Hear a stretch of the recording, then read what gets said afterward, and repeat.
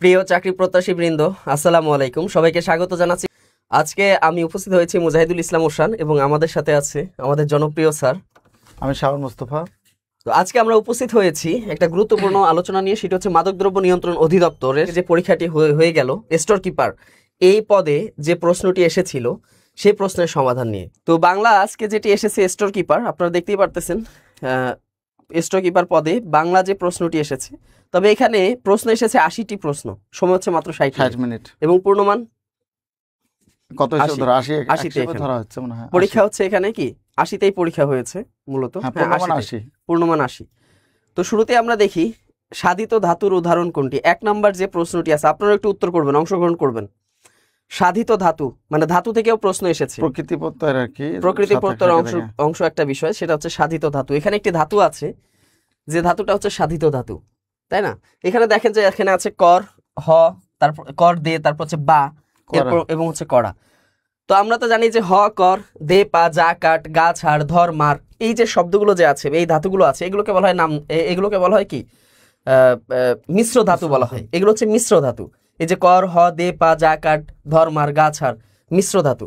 আর এখানে আরেকটি আছে যে বা। তো এই বা শব্দটা এটা ধাতু হয় কিনা সেটা আমরা একটু দেখি। তো এখানে মনে রাখবেন যে সাধিত ধাতু সেটাকে বলা হয়, আপনারা একটু ভালো করে দেখবেন, যে কোনো মূল শব্দের সাথে, দেখেন এখানে মূল শব্দ হচ্ছে কর, ক্রিয়াবাচক একটা শব্দ, এই করের সাথে এখানে আ যুক্ত হয়েছে। মূল শব্দ হচ্ছে মূলত এখানে কর, এটার সাথে আ যুক্ত হয়েছে। এবং ধাতু, ধাতু কাকে বলা হয় এটা আগে বুঝতে হবে, যে অন্যগুলো কেন হইল না, তাই না? ধাতু বলতে বোঝায় ক্রিয়ার মূলকে বলা হয় ধাতু, মনে রাখবেন, ক্রিয়ার মূলকে ধাতু বলা হয়, ক্রিয়ার মূলকে ধাতু বলা হয়। তো দে এটাও ক্রিয়াবাচক হতে পারে, বা তো ক্রিয়াবাচক হবেই না। তো কর এবং কড়া এই দুটা হতে পারে। তবে এখানে যেহেতু সাধিত ধাতুর কথা বলেছে, তো এখানে তো কোনো মৌলিক সাধন হয়নি, এটা মৌলিক ধাতু বলা যায়। তো এখানে যেহেতু আযুক্ত হয়েছে, তাহলে এখানে সঠিক উত্তর হবে কি 1 গ হবে, তাই না? 1 গ। এরপর দেখেন ব্যঞ্জন বর্ণের সংক্ষিপ্ত রূপকে কি বলে। এটা পারারই কথা, যে স্বরবর্ণ এবং ব্যঞ্জন বর্ণ, স্বরবর্ণের সংক্ষিপ্ত রূপ যেটাকে, এটা হলো কি আমরা জানি কার বলা হয়, 10টি কার আছে। আর ব্যঞ্জন বর্ণের যে সংক্ষিপ্ত রূপ সেটাকে বলা হয় ফলা বলা হয়। তো এটাকে আমরা খুব সহজেই মনে রাখতে পারি, যে ওই যে একটা ছন্দ আছে, সেটা হচ্ছে কি মজার লবণ দিয়ে আমরা সহজেই মনে রাখতে পারি। সেটা হচ্ছে এই 6টা হচ্ছে ফলা আছে, ম ফলা, জ ফলা, র ফলা, ল ফলা, ব ফলা এবং ন ফলা। তাহলে ব্যঞ্জন বর্ণের সংক্ষিপ্ত রূপকে আমরা ফলা বলবো। খুবই সহজ এই প্রশ্নটি ছিল। হ্যাঁ, বেশ কিছু প্রশ্ন সহজ, যথেষ্ট সহজ আছে। এরপর দেখেন যে যদ্যপি শব্দের চলিত রূপ কোনটি। যদ্যপি, তাই না? এটা যদি সন্ধি বিচ্ছেদ অনেক সময় আসতো, সন্ধি বিচ্ছেদ আসতো, যে যদ্যপি শব্দের সন্ধি বিচ্ছেদ কি। তো আমরা জানি যে যদি যোগ অপি, তাই না? যদি যোগ অপি, ই বা রস্বই বা দীর্ঘইকারের পরে যদি স্বরে অ বা স্বরে আসে, তাহলে দুইটা মিলে জ ফলা হয়। তো এখানে চেয়েছে যদ্যপি শব্দের চলিত রূপ কি। যদ্যপি শব্দের চলিত রূপ হচ্ছে যদিও, মনে রাখবেন, যদ্যপি শব্দের চলিত রূপ, এই যদ্যপি শব্দটা হচ্ছে সাধুরূপ, এটা হচ্ছে সাধুরূপ, এটা চলিত রূপ হচ্ছে যদিও। যেমন আমরা বলি যে যদিও পরীক্ষা এসেছিল আমি দিতে পারিনি, এই যে যদিও, অথবা যদ্যপি পরীক্ষায় আসিয়াছিল, এটা হচ্ছে সাধুরূপ ব্যবহার করলাম। আর যখন চলিত রূপ ব্যবহার করব তখন আমরা বলবো যদিও। এরপর দেখি পরবর্তী যে শব্দটি আছে, দারিদ্র, তাই না? হে দারিদ্র তুমি মনে করেছো মহান। সেই কবি কাজী নজরুল ইসলাম, আমাদের যে জাতীয় কবি কাজী নজরুল ইসলামের সেই বিখ্যাত একটি কবিতা হচ্ছে দারিদ্র। এই দারিদ্র কবিতাটি কোন কাব্যগ্রন্থের অন্তর্গত? একটু উত্তর করবেন দেখি আপনারা। তো দারিদ্র যে কবিতাটি আছে, এটি এসেছে কাজী নজরুল ইসলামের সিন্ধু হিন্দল, হ্যাঁ, এই কাব্য গ্রন্থের অন্তর্গত। তার সিন্ধু হিন্দল না, সাম্যবাদী না, তাই না? সাম্যবাদী না, এটা হচ্ছে সিন্ধু হিন্দল। এই যে অনেকেই ভুল বলতেছেন, কারণ ওই যে বললাম যে এর মাধ্যমে আপনি আপনার প্রস্তুতিটাকে যাচাই করতে পারবেন, তাই না? সিন্ধু হিন্দল কাব্যগ্রন্থ থেকে এসেছে। এরপর দেখেন কনসোল, এর বাংলা পরিভাষা কোনটি? কনসোল, একটু দেখেন কনসোল। আর একটা শব্দ আছে কনসালটেন্ট, অনেকে এটাতে ভুল করতে পারেন, কনসোল এবং কনসালটেন্ট, তাই না? কনসোল শব্দের অর্থ কি, বা বাংলা পারিভাষিক অর্থ কি, এবং কনসালটেন্ট আমরা জানি। এই দুটার মধ্যে খুব আপনাদের প্যাচ লাগবে, একটা হচ্ছে পরামর্শক আর একটা হলো বাণিজ্য দূত, অনেকে সুপারিশকারী। তবে দেখেন কনসোল শব্দের অর্থ অনেকেই পরামর্শক দাগায় দিবেন, কিন্তু পরামর্শক হবে না। এটা যদি আসতো যে কনসালটেন্ট, সেক্ষেত্রে আপনারা পরামর্শক দিতেন। এখানে কনসোল শব্দের অর্থ হচ্ছে এখানে বাণিজ্য দূত, অর্থাৎ যিনি বাণিজ্যের ক্ষেত্রে দূতের কাজ করে বা প্রতিনিধির কাজ করে, তাকে বলা হয় এখানে কনসোল বলা হয়ে থাকে। এরপর দেখি কাজী নজরুল ইসলাম রচিত গল্প গ্রন্থ কোনটি বা গল্প কোনটি। এই যে নামগুলো যে আছে দেখেন এখানে পদ্মরাগ, পদ্মরাগ কার লেখা? সেই বেগম রোকেয়ার লেখা, তাই না? পদ্মরাগ বেগম রোকেয়ার লেখা। আচ্ছা, এরপর দেখেন পদ্মপুরাণ, এটা বাংলা সাহিত্যের কি মধ্যযুগের একটা নিদর্শন বা মধ্যযুগের একটা সাহিত্যকর্ম। আর একটা হচ্ছে পদ্মগোখরা, আরেকটা হলো পদ্মাবতী। পদ্মাবতী তো আমরা জানি সেই আলাউলের, তাই না? সেই মহাকবি যে আলাউল বলা হয়, হ্যাঁ, আলাউলের একটা সাহিত্যকর্ম পদ্মাবতী, যেটা হচ্ছে অনুবাদ মূলত। তো এই যে এখানে যে আছে কাজী নজরুল ইসলাম রচিত গল্প কোনটি? কোনটি হতে পারে? একটু উত্তর করেন। যারা যুক্ত আছেন প্রত্যেকে এখানে যাচাই করবেন, নিজের মেধাটাকে একটু যাচাই করার চেষ্টা করেন। তো দেখেন আমরা জানি সেটি হচ্ছে পদ্মগোখরা। একটু আগে বললাম যে পদ্মরাগ তো হবে না। এরপর দেখেন পদ্মপুরাণ, এটাও হবে না। এটা মানে একটু যদি আপনি গভীরভাবে চিন্তা করেন। আর পদ্মাবতী, এটিও হবে না। তাহলে সঠিক উত্তর কি হবে? পদ্মগোখরা। তার মানে এই অপশনগুলো থেকে আমরা উত্তর কিন্তু যাচাই করতে পারি এখানে একটু গভীরভাবে চিন্তা করলে। এরপর দেখেন যে গৌরব শব্দের প্রকৃতি প্রত্যয় নিচের কোনটি হবে? গৌরব শব্দের প্রকৃতি প্রত্যয় একটু ডিফারেন্ট টাইপের, এটা সচরাচর পরীক্ষায় খুব কম আসে, মানে সচরাচর আসতে চায় না এই ধরনের প্রশ্ন, খুবই কম আসে, খুব কম পরীক্ষায় আসে এবং এটা অনেকটা অপরিচিত। তো গৌরব শব্দের প্রকৃতি প্রত্যয় কি হবে, তাই না? তো এখানে যদি আমরা দেখি গৌরব প্রকৃতি এবং প্রত্যয়ের যদি আমরা দেখি, সেটা হচ্ছে যে গৌরব যে শব্দটি আছে, এই গৌরব, তো আমরা যদি এমনিতেই দেখি যে গৌর আর হচ্ছে ব, এভাবে যদি আমরা চিন্তা করি, আচ্ছা, তাহলে এখানে ভালো করে দেখেন যে গৌরব শব্দটাকে যদি আমরা দেখি, তাহলে এখানে আমরা যে ইয়েটা পাই সেটা হচ্ছে কি গৌর পাই একটা, মনে করেন যে গৌর আর একটা হলো ব, এই হলো কথা। এই গৌরব শব্দের মূল শব্দ এখানে দেখা যাচ্ছে যে কি গৌর, তো এটার এই যে মূল যে শব্দ, এটার নামই হচ্ছে মূলত প্রকৃতি। এই মূল শব্দের পরে যে অতিরিক্ত অংশটা থাকে সেটার নাম হলো কি প্রত্যয়, এই হলো কথা। এখন এই গৌরব শব্দের উৎপত্তি কোন শব্দ থেকে হয়েছে সেটা আমাদের আগে জানতে হবে। গৌরব শব্দের উৎপত্তি হয়েছে মূলত গুরু থেকে। কোত্থেকে এসেছে? গুরু। এই যে গৌরব শব্দের মূল শব্দ হচ্ছে কি গুরু। এটা বোঝানোর স্বার্থে আপনাদেরকে ভেঙে দেওয়ার স্বার্থে আমি এখানে গৌর লিখেছি, গৌর যোগ ব, এভাবে আমরা ভাগ করলাম। তো গৌর এখানে যদি আমরা প্রকৃতি ধরি, তাহলে গৌর, এই গৌর শব্দের মূল শব্দ হচ্ছে গুরু।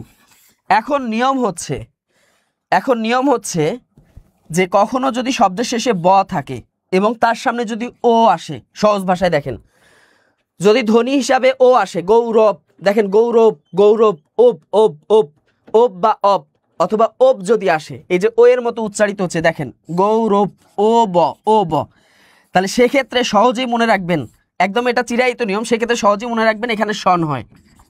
কি হয়? প্রত্যয় হিসাবে শন হয়। যদি ওব বা অব বা ওব, ও এর মতো উচ্চারণ, গৌরব, গৌরব, এই ধরনের যদি উচ্চারণ হয়, যে ওব ওব ওব যদি হয়, তাহলে সেক্ষেত্রে অবশ্যই শন হয়। তাহলে আমরা বলতে পারি যে এখানে যেটা আছে গৌরযোগ অব, এটি হবে না। গুরুযোগ ন, মূর্ধন্য ন, ইয়, এটা হবে না। তাহলে এটাই হবে, এখানে সঠিক উত্তর হবে ঘ, গুরু। গৌরব শব্দের মূল শব্দ হচ্ছে গুরু। আর এই যে যেহেতু ওব বা অব, ওব যেহেতু এসেছে, তাহলে এখানে হবে কি শন হবে, অর্থাৎ শয়ে ন এখানে আসবে, শন। গুরুযোগ কি হবে? শন হবে। এরপর দেখেন পরবর্তী যে শব্দটি আছে, কোন শব্দের বিদেশি উপসর্গ ব্যবহৃত হয়েছে? বিদেশি উপসর্গ, তাই না? অ, অঘা, অজ, অনা, আ, আর, আন, আব, আন, এটি হলো বাংলা উপসর্গ। এরপর দেখেন আ, বি, নি, সু, এই যে আ, বি, নি, সু, এই চারটা যে আপনাদের উপসর্গ আছে, এটা বাংলার ক্ষেত্রেও হয়, সংস্কৃতের ক্ষেত্রেও হয়। তার মানে নিখুঁত, এটিও হবে না, কারণ এটি কি, এটা বাংলায়ও আছে, তৎসমেও আছে। আনমনা, এটা বাংলা উপসর্গ, এটিও হবে না। এরপর দেখেন অবহেলা, তাই না? অপ, অব, সমদূর, এই যে অপ, অব, অব, অব, এটা সংস্কৃত বা তৎসম উপসর্গ, এটিও হবে না। তাহলে সঠিক উত্তর কি হবে? নিমরাজি। এই নিম শব্দটা হচ্ছে কি ফার্সি ভাষার শব্দ, নিম শব্দ হচ্ছে ফার্সি ভাষার শব্দ, নিমরাজি। নিমরাজি শব্দের অর্থ কি? অল্প, অল্প রাজি, তাহলে নিম খুন, অল্প খুন, নিমরাজি, অল্প রাজি, অল্প খুশি। আপনি যদি একটু একটু রাজি থাকেন, সেটাকে বলা হবে কি? নিমরাজি। তো এগুলো অত্যন্ত সহজ প্রশ্ন। এরপর দেখি বাংলা সাহিত্যের সর্বাধিক সমৃদ্ধ ধারা কোনটি? আপনারা জানেন যে পৃথিবীতে যতগুলো ভাষা আছে, প্রত্যেকটা ভাষা আগে এসেছে, তারপর সেই ভাষার মানুষের আবেগ অনুভূতি থেকে সৃষ্টি হয়েছে, যেটা হলো সাহিত্য। সাহিত্য পরে এসেছে। এখন সাহিত্যের প্রাচীনতম ধারা, প্রত্যেকটা সাহিত্যের প্রাচীনতম ধারা হচ্ছে মূলত কবিতা। আগে কিন্তু এত গদ্য, পদ্য বা চিঠি, উপন্যাস এগুলো লেখা হতো না। সবার আগে প্রত্যেকটা ভাষার প্রথম যুগে যখন ভাষা এসেছে, মানুষ যখন ভাষায় কথা বলা শুরু করেছে, তখন প্রথম যে সৃষ্টি, সেটার নাম হচ্ছে কবিতা। এটা আপনাদের মনে রাখতে হবে। তো নাটক অনেক পরে এসেছে, এটা সাধারণত মধ্যযুগ বা আধুনিক যুগের একটা কি সাহিত্যকর্ম। এরপর দেখেন প্রবন্ধ, এটিও আধুনিক যুগের একটা সাহিত্যকর্ম। ছোট গল্প, এটিও আধুনিক যুগের একটা সাহিত্যকর্ম বা বিভিন্ন ভাষায় মধ্যযুগে এটি রচিত হয়েছে। তো এখানে যেটা আছে গীত কবিতা, মনে রাখবেন এই যে কবিতা যে জিনিসটি আছে, পৃথিবীর প্রত্যেকটা ভাষার প্রথম দিকে সাহিত্যের যে ধারাটি সৃষ্টি হয়েছে সেটি হচ্ছে কবিতা, মনে রাখতে হবে। কবিতা বা ছন্দ যেটাকে বলা হয়। তাহলে কবিতা, গীত কবিতা বাংলা সাহিত্যের সব থেকে সর্বাধিক সমৃদ্ধ ধারা হচ্ছে গীত কবিতা। এখন কবিতাকে কেন সমৃদ্ধ বলা হয়? এই জন্যই বলা হচ্ছে যে বাংলা ভাষার যে আদি যে বিষয়গুলো ছিল বা বাংলা ভাষার যে আদি যে রূপগুলো ছিল, এই রূপগুলোর বেশি প্রয়োগ দেখা যায় আমাদের এই গীত কবিতায়, গীতি কবিতা যেটাকে বলা হয়। তাহলে সেই দৃষ্টিকোণ থেকে গীতি কবিতাটাই হচ্ছে সব থেকে সমৃদ্ধ ধারা। এরপর দেখেন কোনটি শুদ্ধ বানানে লেখা হয়েছে। শুদ্ধ বানান, এখানে যে 4টা শব্দ দেখতে পারতেছেন আপনারা, এখানে শুদ্ধ বানান কোনটি হবে? এখানে ভালো করে খেয়াল করে দেখেন, ভুবন, এটি ভুল আছে। ভুবন বানানে কি হয়? হ্রস্ব উকার হয়। ত্রিভুজ বানান আপাতত রেখে দিলাম। শূন্য বানান ভুল আছে। শূন্য বানান কি হয়? শূন্য বানানে দন্ত ন হবে, ঠিক আছে, এখানে মূর্ধন্য ন হবে না। পূর্ণ বানান, এটিও ভুল আছে। পূর্ণ বানানে কি হয়? পূর্ণ বানানে মূর্ধন্য ন হবে, ঠিক আছে, পূর্ণ। তো এই জন্যই এগুলো আপনাদের খেয়াল রাখতে হবে। এখানে সঠিক বানান হচ্ছে ত্রিভুজ, মনে রাখতে হবে। সঠিক বানান কি হবে? ত্রিভুজ, ঠিক আছে, ত্রিভুজ। এরপর দেখি পরবর্তীতে যদি আমরা দেখি, পরবর্তী প্রশ্নগুলো যদি আমরা দেখি, বর্ণ শব্দের চলিত রূপ কোনটি? আর মাঝখানে একটা কথা বলে নেই আপনাদের, সেটি হচ্ছে যে বর্তমানে আপনারা যারা প্রাইমারি, আপনারা জানেন যে বিদ্যাবাড়িতে প্রাইমারি প্রধান শিক্ষক উপলক্ষে এবং পাশাপাশি 50 এবং 51তম বিসিএস এর জন্য আপনাদের প্রতিনিয়ত বিভিন্ন ধরনের লাইভ হচ্ছে এবং এই লাইভগুলো যেদিন হয় তার পরের দিনে এক্সাম হচ্ছে। তো এই লাইভে বা এক্সামে যারা যুক্ত থাকবেন তারা যদি বিদ্যাবাড়িতে চলমান প্রাইমারির প্রধান শিক্ষক ব্যাচ অথবা 50তম বা 51তম অথবা যে কোনো কোর্সে যদি আপনি ভর্তি হন, তাহলে যারা এখানে লাইভে থাকবেন তারা এখানে কি হবেন? এখানে ভর্তি হলে আপনি পাচ্ছেন সর্বাধিক বা সর্বোচ্চ 55% ভর্তির সুযোগ, 55% ডিসকাউন্টে ভর্তির সুযোগ। অবশ্যই আপনারা এখানে যুক্ত হতে পারেন। বর্ণ শব্দের চলিত রূপ কোনটি? একটু ভালো করে দেখেন যে বর্ণ যে শব্দটি আছে, এই বর্ণ শব্দের চলিত রূপ কোনটি? এরকম আমরা অনেক চলিত রূপ দেখি, যেমন দেখেন কুলা, তাই না? কুলা, এটা চলিত রূপ কি হবে? এই যে কুলো, তাই না? এটা অবশ্য আমরা ওই যে প্রগত স্বরসংগতির নিয়মে কিন্তু এটা চলে যায়, যে প্রগত স্বরসংগতি আমরা পড়েছি না, তাই না? মূলা থেকে মূলো স্বরসংগতি হয়ে যাচ্ছে, তো এটাই হলো চলিত রূপ। এবার যেমন আছে ধুলা, ধুলা হচ্ছে সাধুরূপ, এটাকে যদি আপনি চলিত রূপে ব্যবহার করেন তাহলে হয়ে যাচ্ছে ধুলো। এরপর যেমন দেখেন জুতা, এটাকে যদি আপনি চলিত রূপ ব্যবহার করেন তাহলে হয়ে যাচ্ছে কি? জুতো। তো ঠিক একইভাবে বর্ণ, এই বর্ণ এটার চলিত রূপ হচ্ছে কি? মূলত বুনো, মনে রাখবেন বর্ণের চলিত রূপ হচ্ছে বুনো। এরপর দেখি চর্যাপদের ভাষাকে কে বাংলায় প্রতিপন্ন করেছেন? একটু ভালো করে আপনারা খেয়াল করে দেখেন, চর্যাপদের ভাষাকে কে বাংলায় প্রতিপন্ন করেছেন? এটা সম্প্রতি যে 2টা বিশেষ পরীক্ষা হয়ে গেল, 47 এবং 49, এই 2টা বিশেষের একটা বিশেষে এই প্রশ্নটি এসেছিল, ঠিক আছে, যে চর্যাপদের ভাষাটাকে বাংলায় প্রতিপন্ন করা মানে কি? এটা যে বাংলায় লেখা আছে এটাকে প্রমাণ করেছে কে, বা এটাকে প্রমাণ দেওয়ার চেষ্টা করেছিল কোন ব্যক্তি বা কোন কবি সাহিত্যিক? আমরা জানি এখানে অনেকেই করেছে, যেমন আমরা যদি দেখি যে ডক্টর হরপ্রসাদ শাস্ত্রী, তিনিও বলেছেন এটা বাংলা আদি নিদর্শন, তিনিও প্রতিপন্ন করার চেষ্টা করেছেন।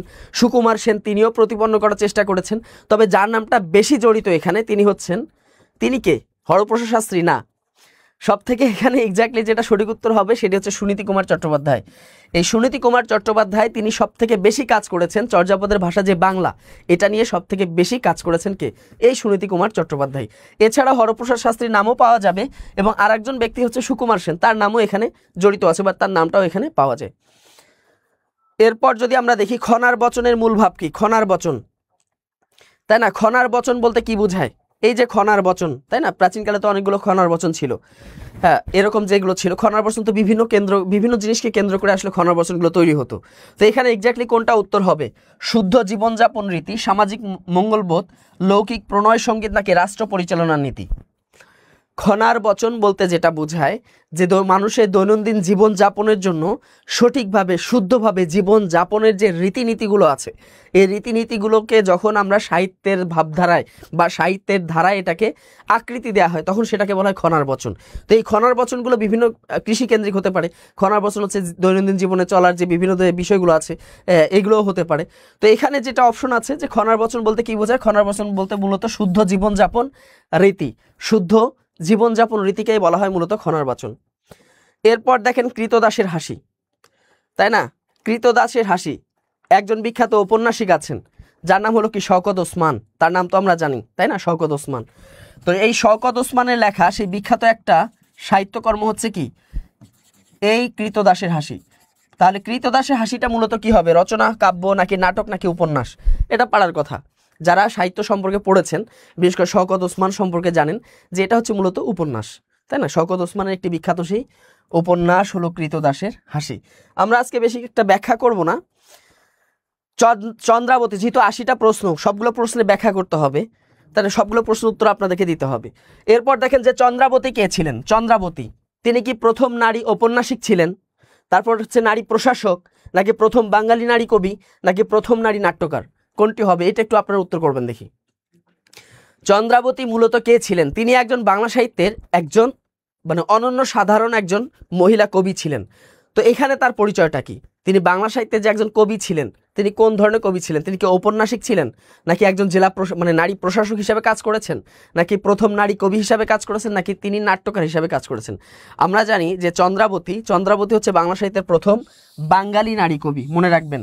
শুধু নারী কবি না, তিনি হচ্ছেন বাংলা সাহিত্যের প্রথম কি বাঙালি নারী কবি, তাই না, সেই চন্দ্রাবতী।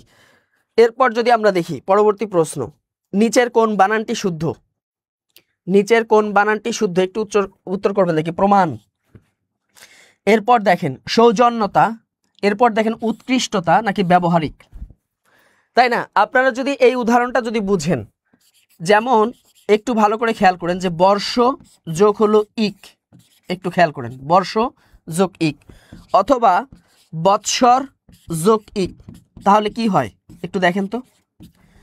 বৎসরের সাথে যদি আমরা ইক প্রত্যয় যুক্ত করি অথবা বর্ষের সাথে যদি ইক প্রত্যয় যুক্ত করি, তাহলে বর্ষ যোগ ইক কি হয়ে যায়, বার্ষিক। এটা তো আমরা সবাই জানি, বর্ষ যোগ বর্ষের সাথে ইক প্রত্যয় যুক্ত করলে কি হয়ে যায়, বার্ষিক হয়ে যায়।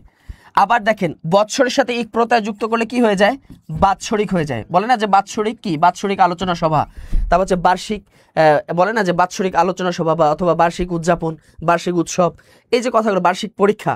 তাহলে মনে রাখবেন যদি কখনো শব্দের শেষে ইক প্রত্যয় যুক্ত হয় তাহলে সবার আগে মানে একদম আদিতে একটা স্বরের বৃদ্ধি ঘটে। অর্থাৎ আপনারা এতদিন দেখেছেন যে ব্যবহার যে শব্দটি, মূলত ব্যবহার শব্দটি বানানো হচ্ছে এটা শুধু জফলা, এর সাথে যখন ইক প্রত্যয় যুক্ত হবে, ইক প্রত্যয় যখন যুক্ত হবে তখন আদিতে মানে কি একদম সবার শুরুতে একটা স্বরের বৃদ্ধি ঘটবে। তাহলে বৎসর এই যে ব্যবহার, এই যে বয়ের সাথে কি আছে, মূলত আছে, ধ্বনি বা অথবা অধ্বনি যদি আপনি বলেন, বয়ের সাথে এখানে অধ্বনি আছে। যদি আমরা অন্যভাবে যদি বলি যে ধ্বনি আছে, তো এখানে বয়ের সাথে অধ্বনি আছে, তাহলে একটা ধ্বনির বৃদ্ধি ঘটবে। তাহলে এর পরের ধ্বনি কি, আকার, তাহলে এখানে কি আসবে, আ হয়ে যাবে। এই জন্য এখানে হয়েছে কি ব্যবহারিক। তাহলে সঠিক উত্তর হবে কি ব্যবহারিক। এটা মনে রাখবেন যে কোনো শব্দের শেষে যদি ইক প্রত্যয় আসে তাহলে আদিতে অর্থাৎ পূর্ব বর্ণে কি হয়ে যায়, একটা বৃদ্ধি পায়। আকার থাকলে কি হবে, রস্বইকার হবে, রস্বই থাকলে দীর্ঘই হবে, দীর্ঘই থাকলে রস্বউকার, রস্বউ থাকলে দীর্ঘউকার, ঠিক আছে। হ্যাঁ, উৎকৃষ্ট হবে, এটা তো ঠিক আছে। প্রমাণ বানানে কেন এখানে দেখেন মূর্ধন্য হবে, কারণ আমরা জানি যে এই যে একটু আগে যেটা দেখেছি যে রি র, তারপর হচ্ছে স ক্ষীয় খ, র বলতে রফলাকেও বোঝায়, র বলতে রেফকেও বোঝায়। এই বর্ণগুলোর পরে যদি ক বর্গ, প বর্গ অথবা অন্তস্থ হ, হ অনুস্বর, এই চিহ্নগুলো যদি থাকে, এরপরে যদি ন আসে, সেই নটা কি হয়, মূর্ধন্য ন হয়। তাহলে এখানে দেখেন র ফলা আছে, র ফলার পরে কি আছে, প বর্গ আছে, প ফ ব ভ ম, এই যে ম আছে, ময়ের পরে কি আছে, একটা স্বরধ্বনি আছে, এই যে আকার আছে। তাহলে এতগুলো চিহ্ন থাকার পরে অবশ্যই কি হবে, প্রমাণ হবে। তারপর এখানে সৌজন্য হবে এবং এখানে উৎকৃষ্ট হবে, তাই না। আচ্ছা, এরপরে যদি আমরা দেখি নিচের কোনটি সন্ধিবদ্ধ শব্দ, এখানে দেখেন সন্ধিবদ্ধ শব্দ, এটা কে বলতে পারবেন, সন্ধিবদ্ধ শব্দ। যেমন এখানে দেখেন একটা যদি বলি যে এখানে আছে আগমন, তো এটা তো আমরা জানি উপসর্গজাত বা উপসর্গজাত বলতে পারেন, যে এখানে গমনের শুরুতে কি এসেছে, আ এসেছে, তাই না। এই যে আ এসেছে, আ মিলে কি হয়েছে, আগমন হয়েছে। আপনারা দেখবেন যে বাংলা, আপনারা যদি একটু ভালো করে দেখেন যে ব্যঞ্জন সন্ধিতে একটা নিয়ম আছে, যদি কখনো বর্গের তৃতীয় বর্গের মানে বর্গের তৃতীয় বর্ণ যদি থাকে, যেমন ক খ গ, তাই না, চ ছ বর্গীয় জ, তাই না, ট ঠ ড, তারপর এলো ত থ দ, প ফ ব, এই যে তৃতীয় বর্গের ধ্বনি, বর্গের তৃতীয় বর্ণ যদি থাকে তাহলে সেটা কি হয়ে যায়, প্রথম বর্ণে পরিণত হয়। কোন বর্ণে পরিণত হয়, তাহলে গ হলো ক বর্গের, তাহলে প্রথম বর্ণ হচ্ছে ক, এটার হবে চ। তাহলে এখানে দেখেন যে পৃথগণ্য যেহেতু আছে, পৃথগণ্য এই যে বর্গের তৃতীয় বর্ণ আছে, এটা সন্ধি কি হবে? এই গয়ের পরিবর্তে হবে ক। তাহলে দেখেন পৃথক, তাই না? তাহলে পৃথক, এই যে গয়ের পরিবর্তে কি বসালাম আমি? ক বসালাম, পৃথক। এবং অবশ্যই হসন্ত ব্যবহার করতে হবে। কেন আমি হস চিহ্ন দিব? কারণ এর সাথে কোনো স্বরধ্বনি আসবে না। এবার দেখেন এই যে গকে যে আমরা চেঞ্জ করলাম, চেঞ্জ করে যে আমরা ক লিখলাম, এই গয়ের সাথে কোন কার আছে? কোনো কার আছে? কোনো কার নাই। গয়ের সাথে যদি আকার থাকতো তাহলে আমরা এখানে কি বসাতাম? এখানে তো নয় ন আছে, তাই না? তো এখানে দেখেন যে গয়ের সাথে যেহেতু কোনো কার নাই, এই জন্য আমরা কি বসাইছি? অ এখানে বসিয়েছি। কারণ পৃথগণ্য, গয়ের সাথে এখানে কি আছে? অ আছে। গয়ের সাথে যেহেতু অ আছে এই জন্য এখানে অ এসেছে। এখন এই শব্দটা যদি এরকম থাকতো পৃথগান্য, দেখেন পৃথগান্য যদি থাকতো তাহলে এই যে গয়ের পরিবর্তে কি হইতো? ক হয়ে যাইতো, পৃথক, এই যে হসন্ত। এখন দেখেন গয়ের সাথে আকার আছে না, তাহলে ওই যে যোগের পরের যে ধ্বনিটা আসতো এটা আ আসতো, তাহলে পৃথক যোগ আন্ন হইতো, পৃথগান্য। তাহলে এই যে অ আ, ঠিক আছে, এই অ আ যেগুলো এখানে যে থাকবে, অর্থাৎ যেটাতে আমাদের সন্ধিটা হয়েছে ওই বর্ণের সাথে যে ধরনের কার থাকে এই কারটা কিন্তু পরবর্তীতে আসে, অর্থাৎ সন্ধির যে পরের যে অংশটি আছে পরের অংশে এটা চলে আসে।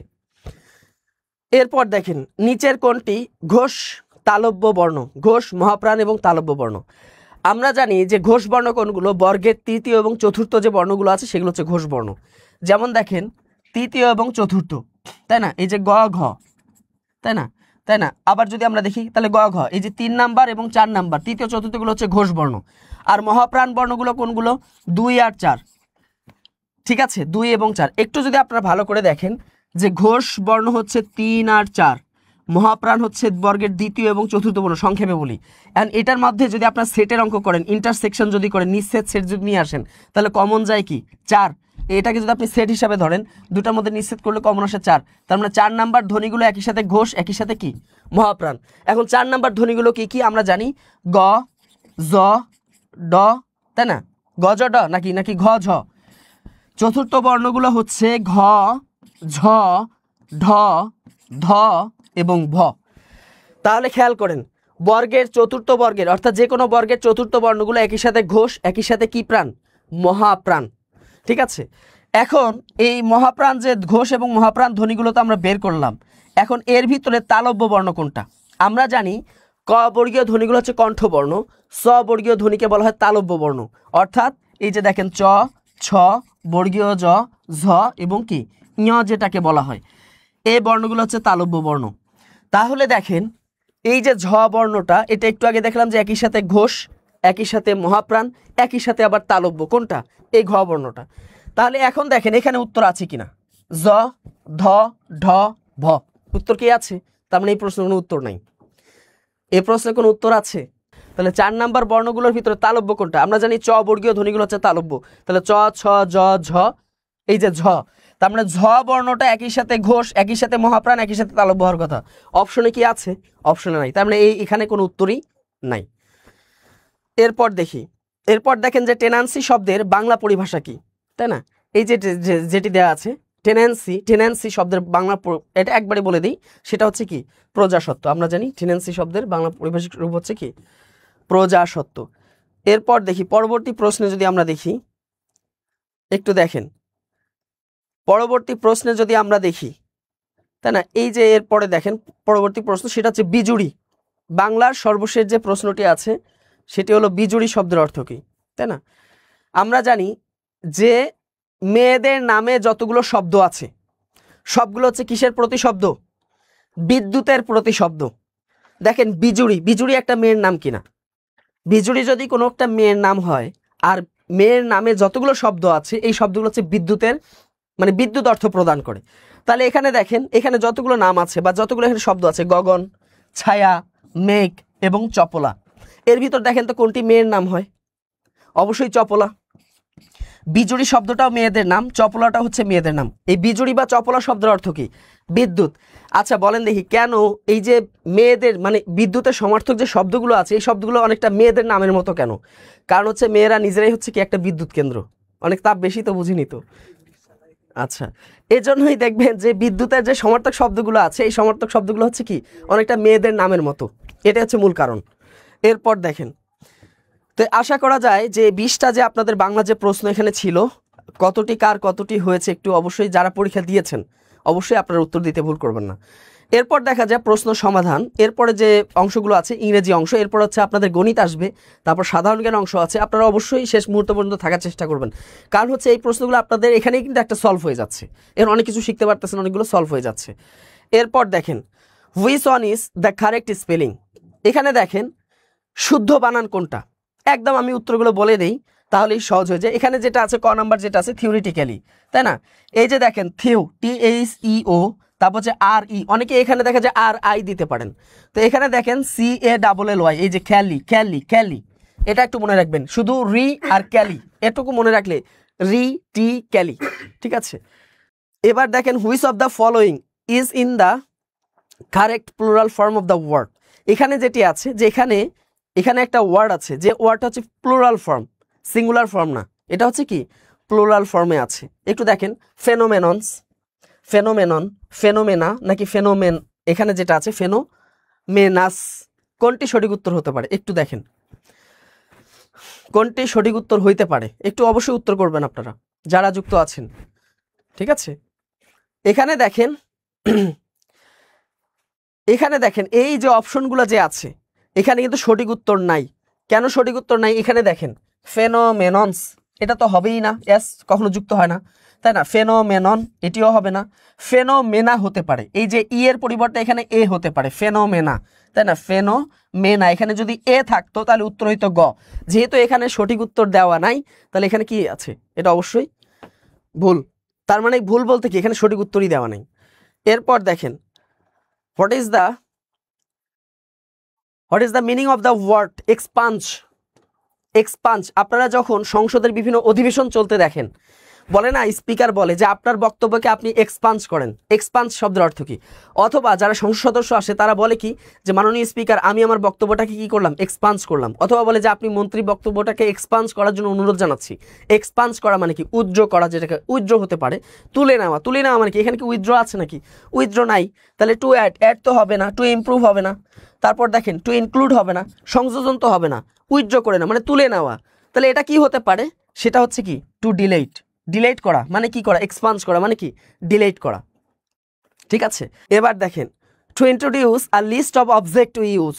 দেখেন to introduce a list of object we use. Introduce মানে তো বুঝেন উপস্থাপন করা, পরিচয় দেওয়া, তাই না? এবার হচ্ছে আ লিস্ট অফ অবজেক্ট মানে আপনি যদি বাড়তি তথ্য দিতে যান কোনো একটা বিষয় সম্পর্কে, এটার অর্থ হচ্ছে যে কোনো একটা বিষয় সম্পর্কে বাড়তি তথ্য যদি দিতে যান সেক্ষেত্রে আপনি কোন ধরনের চিহ্ন ব্যবহার করেন। এখানে দেখেন কমা আছে, তারপর সেমিকোলন, হাইফেন এবং কি কোলন। কোনটা আমরা ব্যবহার করি? অতিরিক্ত। এই যে দেখেন অতিরিক্ত কোনো বিষয় সম্পর্কে অতিরিক্ত তথ্য দিতে গিয়ে আমরা যে যেটাকে বলা হয় কি মানে জ্যোতি চিহ্ন বলা হয়, বা যে ধরনের জ্যোতি চিহ্নগুলো আমরা ব্যবহার করে থাকি সেটাকে কি বলা হয়? কোলন। মনে রাখবেন সেটার সঠিক উত্তর যে কোলন। কোনো একটা বিষয় সম্পর্কে অতিরিক্ত ব্যাখ্যা দিতে গিয়ে আমরা কি ব্যবহার করি? কোলন ব্যবহার করি, কমা না, কোলন ব্যবহার করে থাকি, কোলন মনে রাখবেন। এরপর দেখেন which one is an example of positive degree. এটা পারার কথা, এটা করেন দেখি। এখানে যে চারটা শব্দ দেওয়া আছে নিচের কোনটি শব্দ হচ্ছে পজিটিভ ডিগ্রি? তাই না? আমরা জানি পজিটিভ ডিগ্রি আছে, তারপর হচ্ছে কম্পারেটিভ, সুপারলেটিভ, এই যে ডিগ্রি যে তিনটা যে প্রকার আছে এর ভিতরে পজিটিভ ডিগ্রি কোনটা? একদম সিম্পল যে ডিগ্রি কোনটি হতে পারে একটু উত্তর করেন দেখি। লেস, মোর, ওর্স, আর একটা হলো লিটল।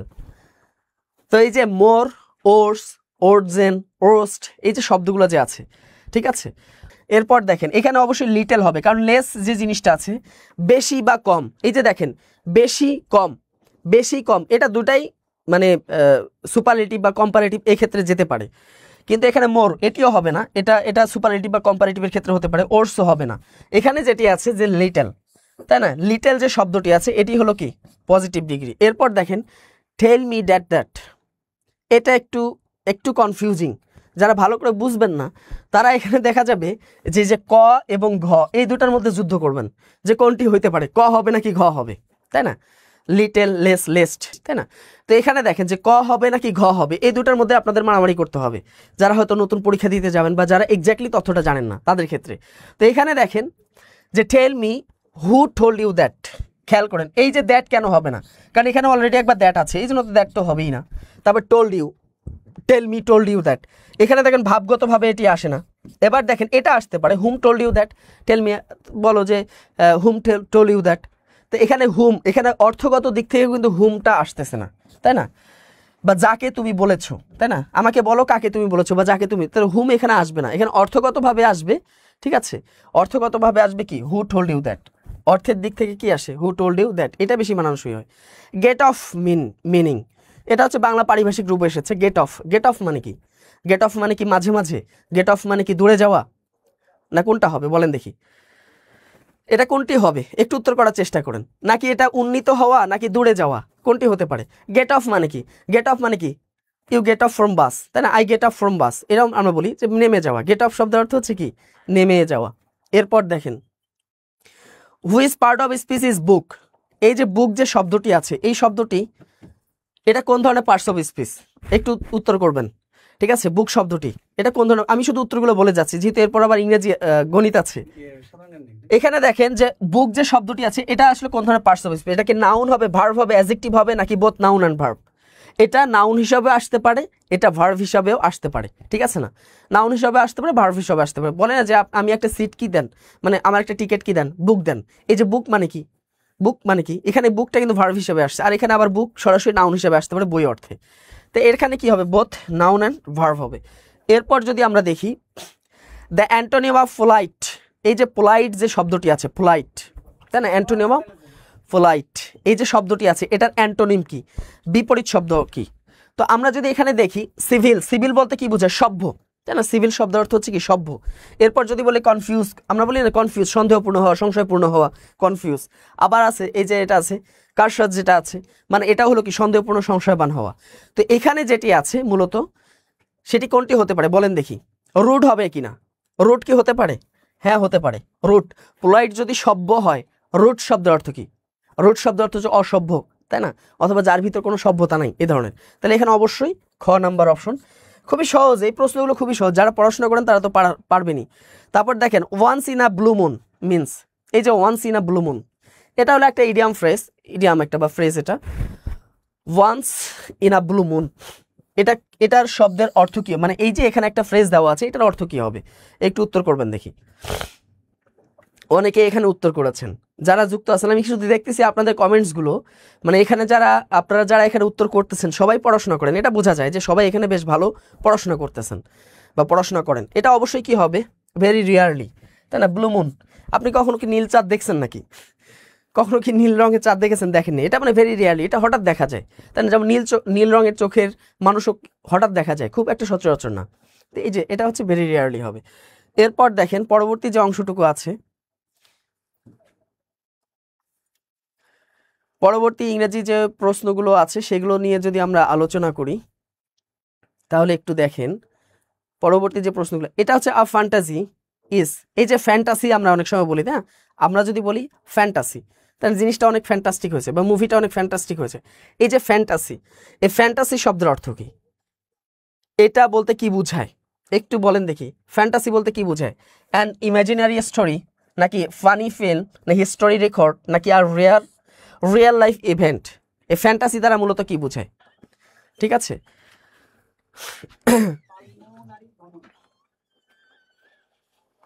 আচ্ছা ফ্যান্টাসি বলতে কি বোঝায়, এটা হচ্ছে কি একটা ইমাজিনারি স্টোরি, যেটা হচ্ছে একটা কাল্পনিক গল্প, এটাকে বলা একটা ফ্যান্টাসি, তাই একটা কাল্পনিক গল্প, এটা আর কি, এটাকে বলা হয় কি ফ্যান্টাসি বলা হয়। এরপর দেখেন বুটলেগ, এটা একটা ইডিয়াম ফ্রেজ। বুটলেগ বলতে কি বোঝায়, এখানে কি অর্থ দিচ্ছে বুটলেগ বলতে কি বোঝায়? বুটলেগ বলতে যেটা বোঝায় সেটা হচ্ছে কি, ওই যে আছে না অপহরণ করা, স্মাগল করা, বা দেখা যায় অবৈধ পণ্য পাচার করা, যেটা, তাই না? বুটলেগ স্মাগল যেটি হবে, এখানে ঘ নাম্বার যেটি অপশন দেওয়া আছে এটাই হবে। এরপর দেখেন price for bicycle can run dash টাকা 20,000। তো এখানে দেখেন যে ক্যান রান ড্যাশ টাকা 20,000। তো এখানে কোনটি হবে বলেন দেখি, ক নাম্বার আছে as high to, as high for, নাকি সো হাই অ্যাজ এটা হতে পারে, বাক্যে তো এরকম আছে অ্যাজ হতে পারে, সো অ্যাজ হতে পারে, আবার অ্যাজ টু অনেক সময় হতে পারে, অ্যাজ ফরও হতে পারে। তবে এখানে এক্স্যাক্টলি কোনটি হবে, এখানে একজন বলেই দিয়েছে অ্যাজ হাই মানে বলার আগে বলে দিয়েছে ক নাম্বার যে অ্যাজ হাই। এরপর দেখি পরবর্তী দেখেন green green I, green I বলতে কি বোঝায়?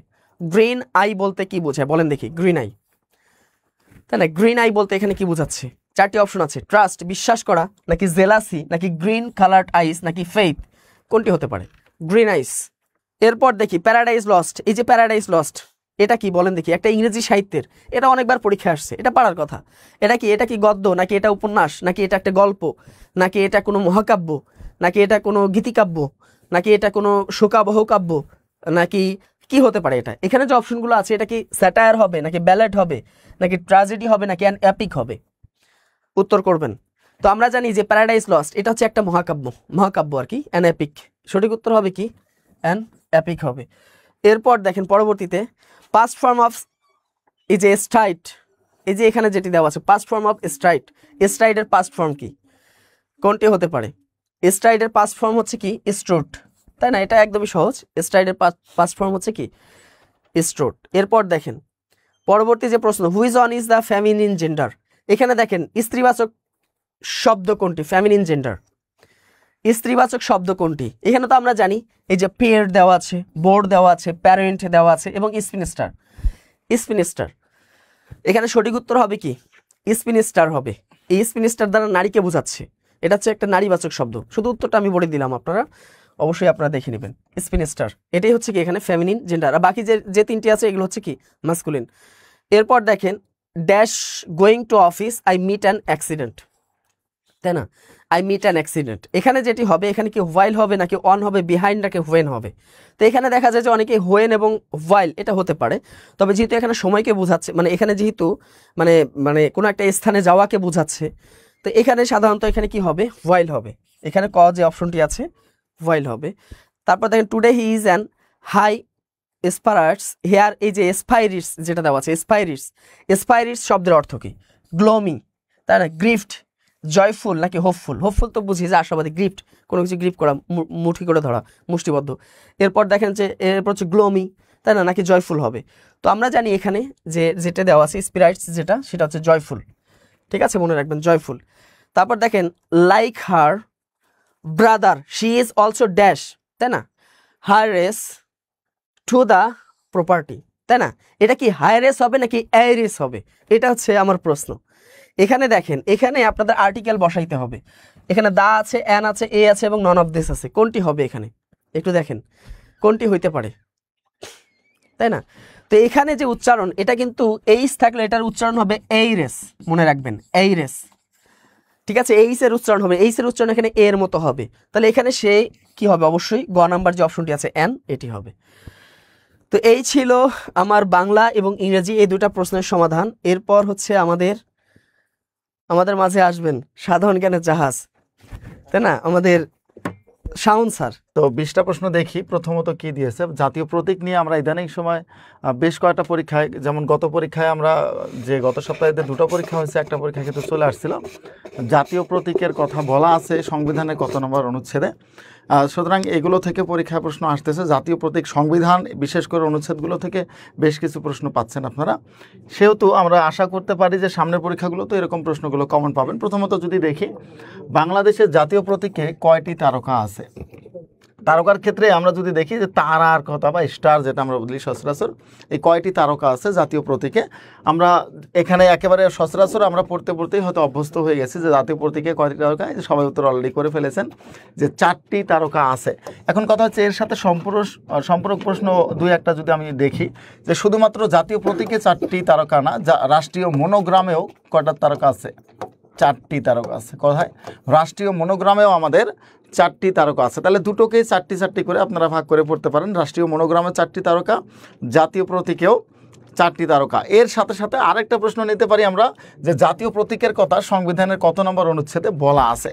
বলেন দেখি, বাংলাদেশের জাতীয় প্রতীক যে আমরা আছে, জাতীয় প্রতীকের কথা কত নম্বর অনুচ্ছেদে বলা আছে?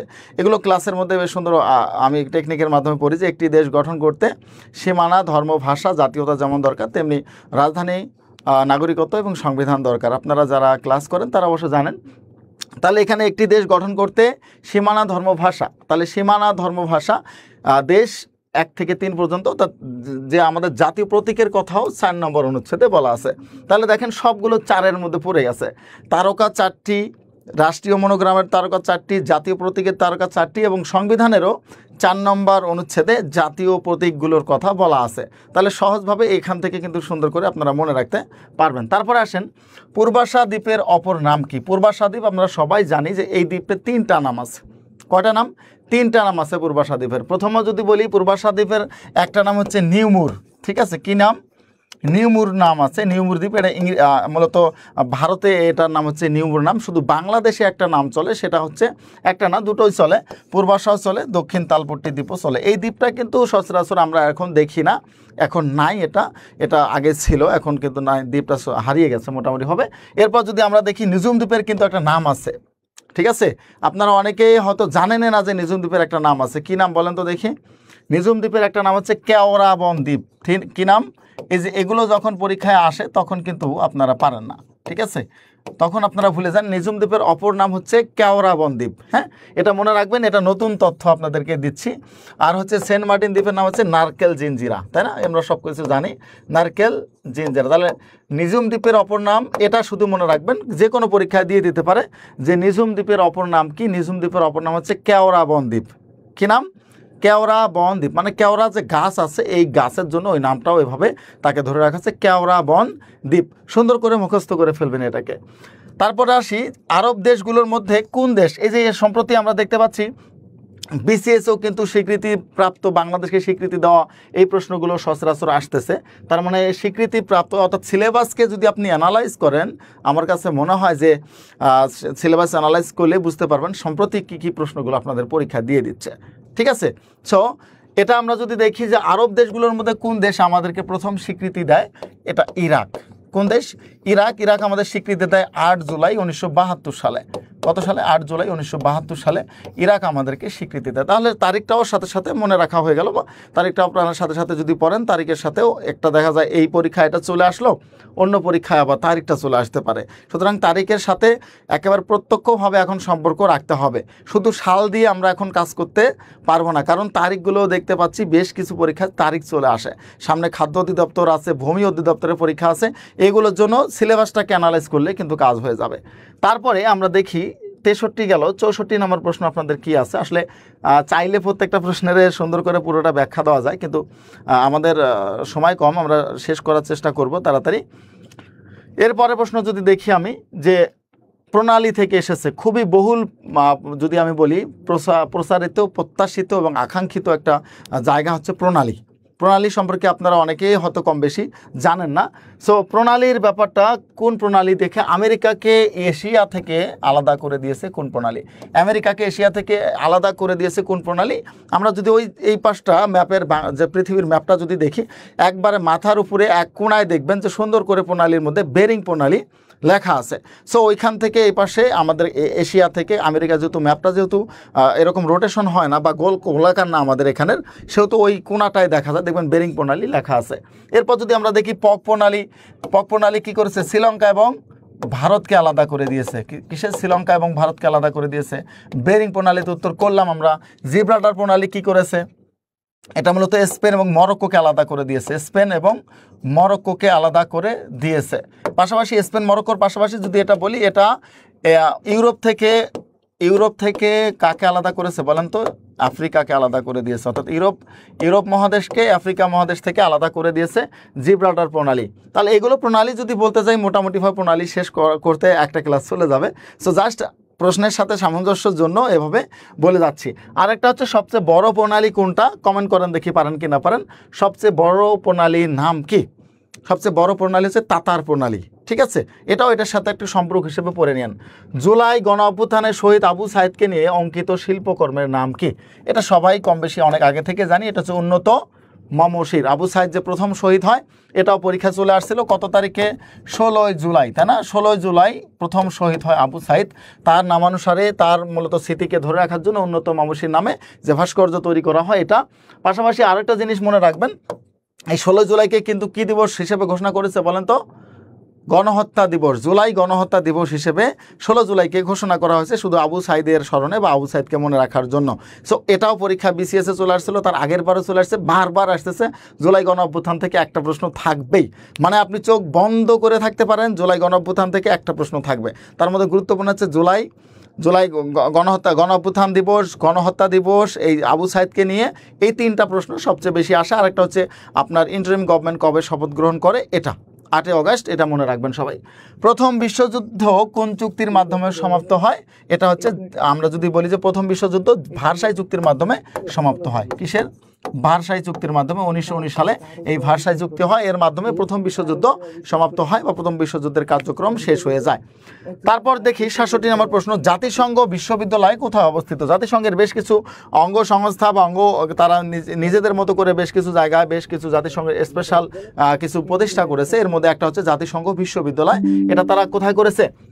টোকিও শহর, জাপানের টোকিওতে তারা এটাকে স্থাপন করেছে। পাশাপাশি একটা জিনিস মনে রাখবেন, নিউ ইয়র্ক হচ্ছে জাতিসংঘের সদর দপ্তর।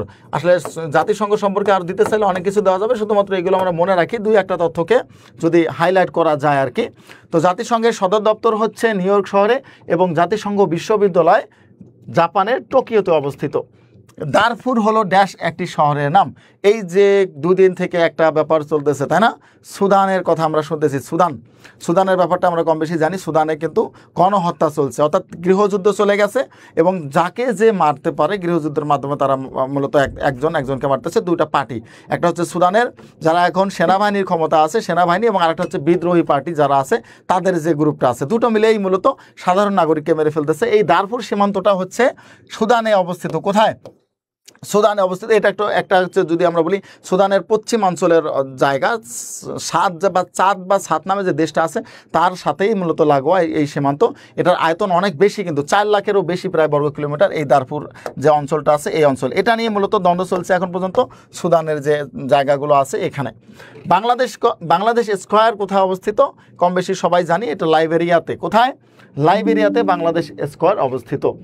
সংবিধানের কোন অনুচ্ছেদে রিট আবেদন করা যায়? দেখেন, এটা হচ্ছে একটা কঠিন প্রশ্ন। মানে এই যে এতক্ষণ আমি আপনাদেরকে সহজ প্রশ্নগুলো পড়াইলাম, এটা হচ্ছে একটা কঠিন প্রশ্ন। সংবিধানের রিট আবেদন সাম্প্রতিক সময় আমরা দেখলাম, এর আগে যেটা আসছিল ম্যাজিস্ট্রেট এবং বিচারকদের পদোন্নতি বা তাদের বদলি অথবা তাদের শাস্তি দেওয়া হয় সংবিধানের কোন অনুচ্ছেদ অনুযায়ী? একই অনুচ্ছেদ, দুটাই উত্তর একে। অর্থাৎ রিট আবেদন করার যেটাতে যায় 102 নম্বর অনুচ্ছেদ, ঠিক 102 নম্বর অনুচ্ছেদে এই ম্যাজিস্ট্রেটদের বা অধস্থন যারা আছে, ম্যাজিস্ট্রেট আদালতের বিচারকদের পদোন্নতি থেকে শুরু করে বিচারকদের যাবতীয় কার্যাবলী 102 নম্বর অনুচ্ছেদে মূলত বলা আছে, 1, 2, 3, 4 এরকম করে। সুতরাং তাহলে উত্তর হচ্ছে 102 নম্বর অনুচ্ছেদ অনুযায়ী। এর সাথে সাথে আরেকটা ব্যাপার রাখেন, 108 নম্বর অনুচ্ছেদ অনুযায়ী কি বলা আছে? এটা আছে তোমার কোড অফ রেকর্ড বলা হয় কাকে? কোড অফ রেকর্ড বলা হয় কাকে? সুপ্রিম কোর্টকে আমরা জানি কোড অফ রেকর্ড বলা হয়। এটা কত নম্বর অনুচ্ছেদে বলা আছে? এটা 108 নম্বর অনুচ্ছেদে বলা আছে যে কোড অফ রেকর্ড নামে সংবিধানের কত নম্বর অনুচ্ছেদকে সুপ্রিম কোর্টকে বলা হয়েছে? 108 নম্বর অনুচ্ছেদে। 2 ভাবে প্রশ্ন আসে, একটা হচ্ছে কত নম্বর অনুচ্ছেদ, আরেকটা হচ্ছে কোন অনুচ্ছেদ। ঠিক আছে। বাংলাদেশ ক্রিকেট বোর্ড গঠিত হয় কত সালে? বাংলাদেশ ক্রিকেট বোর্ড গঠিত হয় কত সালে? বলেন তো দেখি কেউ। 72 নাকি 74? অনেকে বলেছেন বাংলাদেশ ক্রিকেট বোর্ড কত সালে গঠিত হয়? বলেন দেখি, 74 হবে নাকি 72 হবে? বাংলাদেশ ক্রিকেট বোর্ড, যেহেতু বাংলাদেশ স্বাধীনের পরে অবশ্যই ক্রিকেট বোর্ড গঠিত হয়েছে। 72 হবে নাকি 74 হবে? ওকে, 70-এর 102। হ্যাঁ, 102 তো অলরেডি বলে দিয়েছি।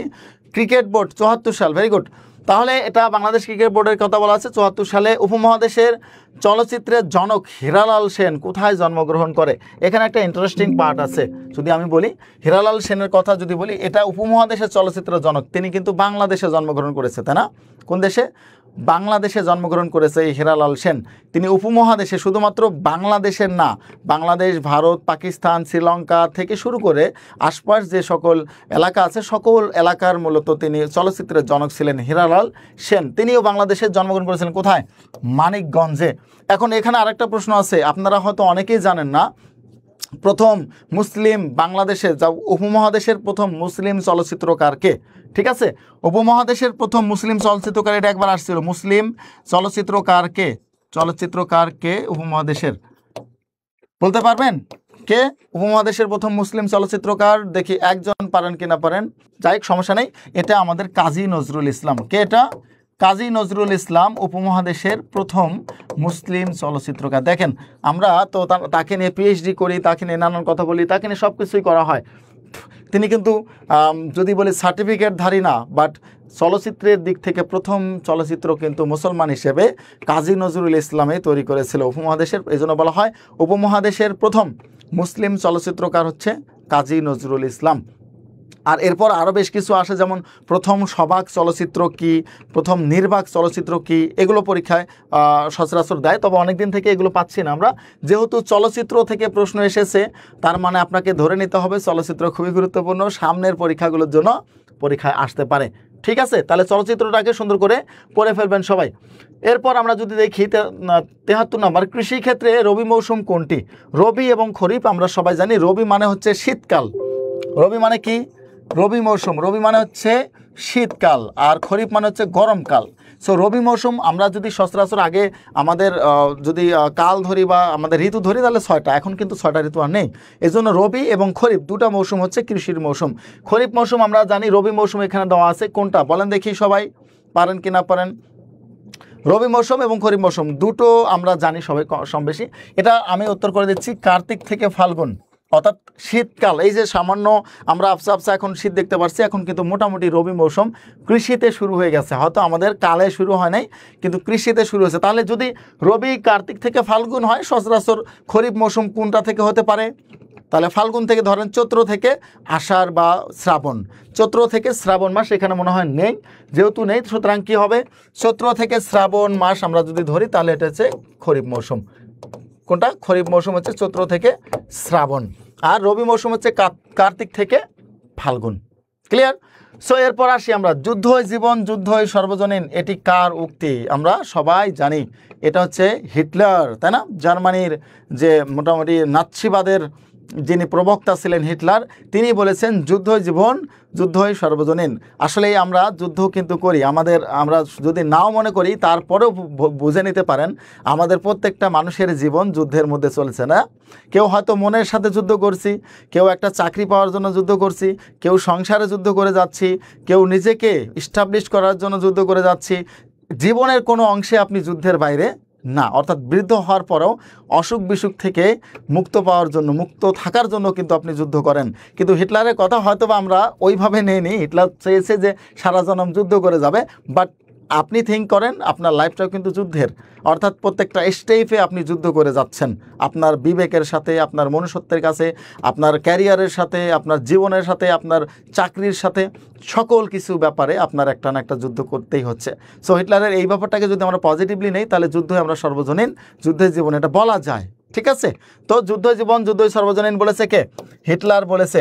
আর মুসোলিনি কি বলেছিল? বলেছিল যে একদিন বা 1 ঘন্টা যদি একটা সিংহর মতো বাঁচতে পারেন, এটায় 1000 বছর কার মতো বেঁচে থাকার সমান? বলেন তো দেখি, 1000 বছর বেঁচে থাকা কার মতো সমান?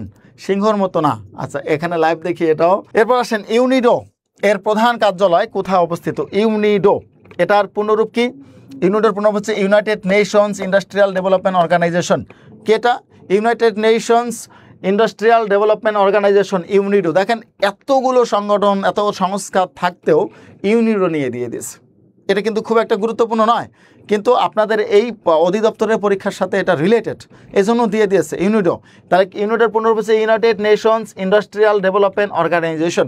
এটা মূলত 1966 সালে তৈরি হয়। কত সালে? 1966 সালে। আর এর সদর দপ্তর হচ্ছে ভিয়েনা, অস্ট্রিয়া। কোথায়? ভিয়েনা, অস্ট্রিয়াতে এর সদর দপ্তর, ইউনিডো। ওকে, তাহলে আমরা এটা ধরে নেব।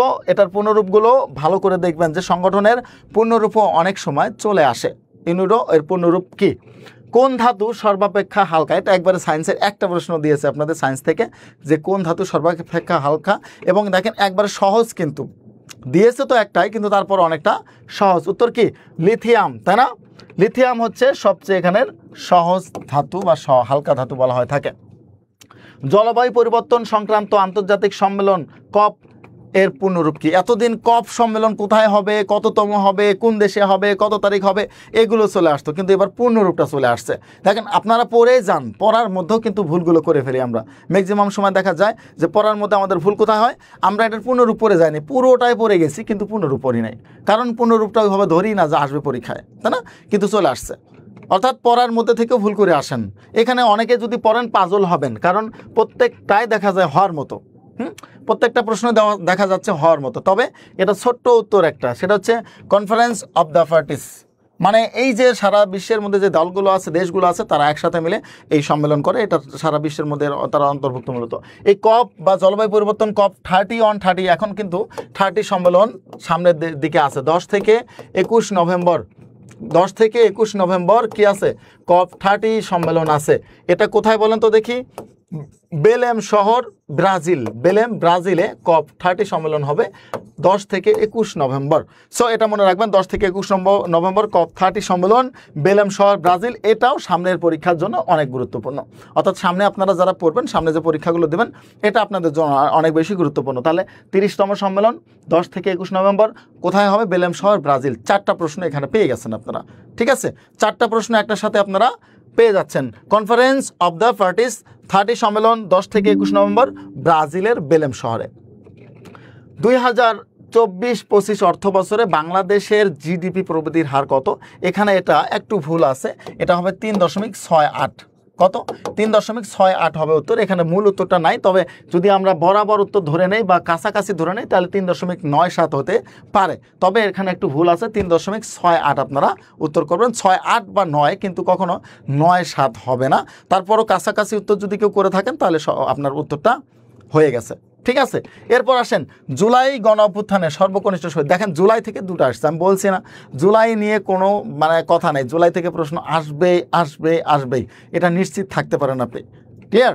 সো জুলাই থেকে প্রশ্ন আসবে, এটা নিশ্চিত থাকতে পারেন, এই জন্য পড়ে যাবেন। জুলাইয়ের সবচেয়ে বড় শহীদের নাম হচ্ছে আব্দুল আহাদ। কে সেটা? আব্দুল আহাদ। এই যে ঘরের ভিতরে যে গুলিটা লেগেছিল ছেলে বাচ্চাটার, এই হচ্ছে আব্দুল আহাদ, জুলাইয়ের সর্বকনিষ্ঠ শহীদের নাম। তারপর সবার শেষে যদি বলি, বাংলাদেশের সাথে বৈদেশিক মুদ্রার দিক থেকে কোন দেশের সবচেয়ে বেশি পরিমাণ আছে? অর্থাৎ বাংলাদেশের বৈদেশিক বাণিজ্যের পরিমাণ সবচেয়ে বেশি কোন দেশের সাথে?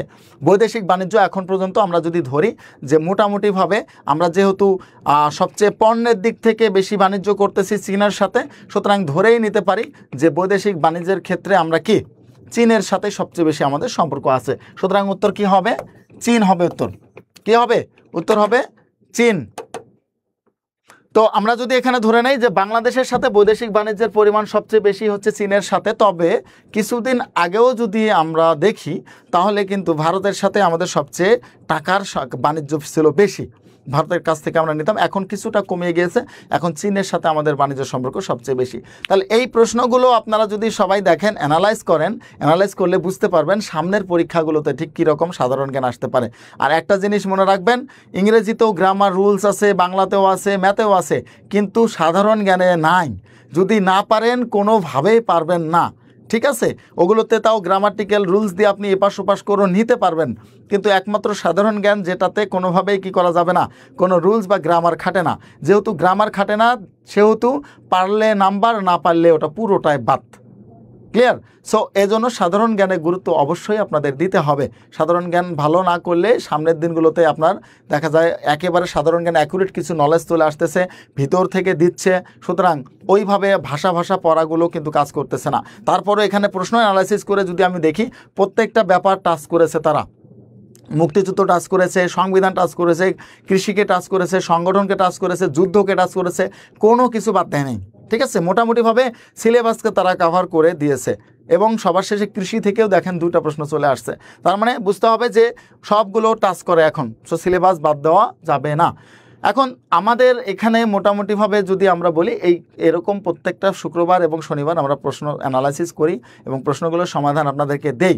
এগুলোর মানে এই না যে আপনি পরীক্ষা দিয়েছেন শুধু আপনার এটা দরকার হচ্ছে সবার জন্য। দরকার কার?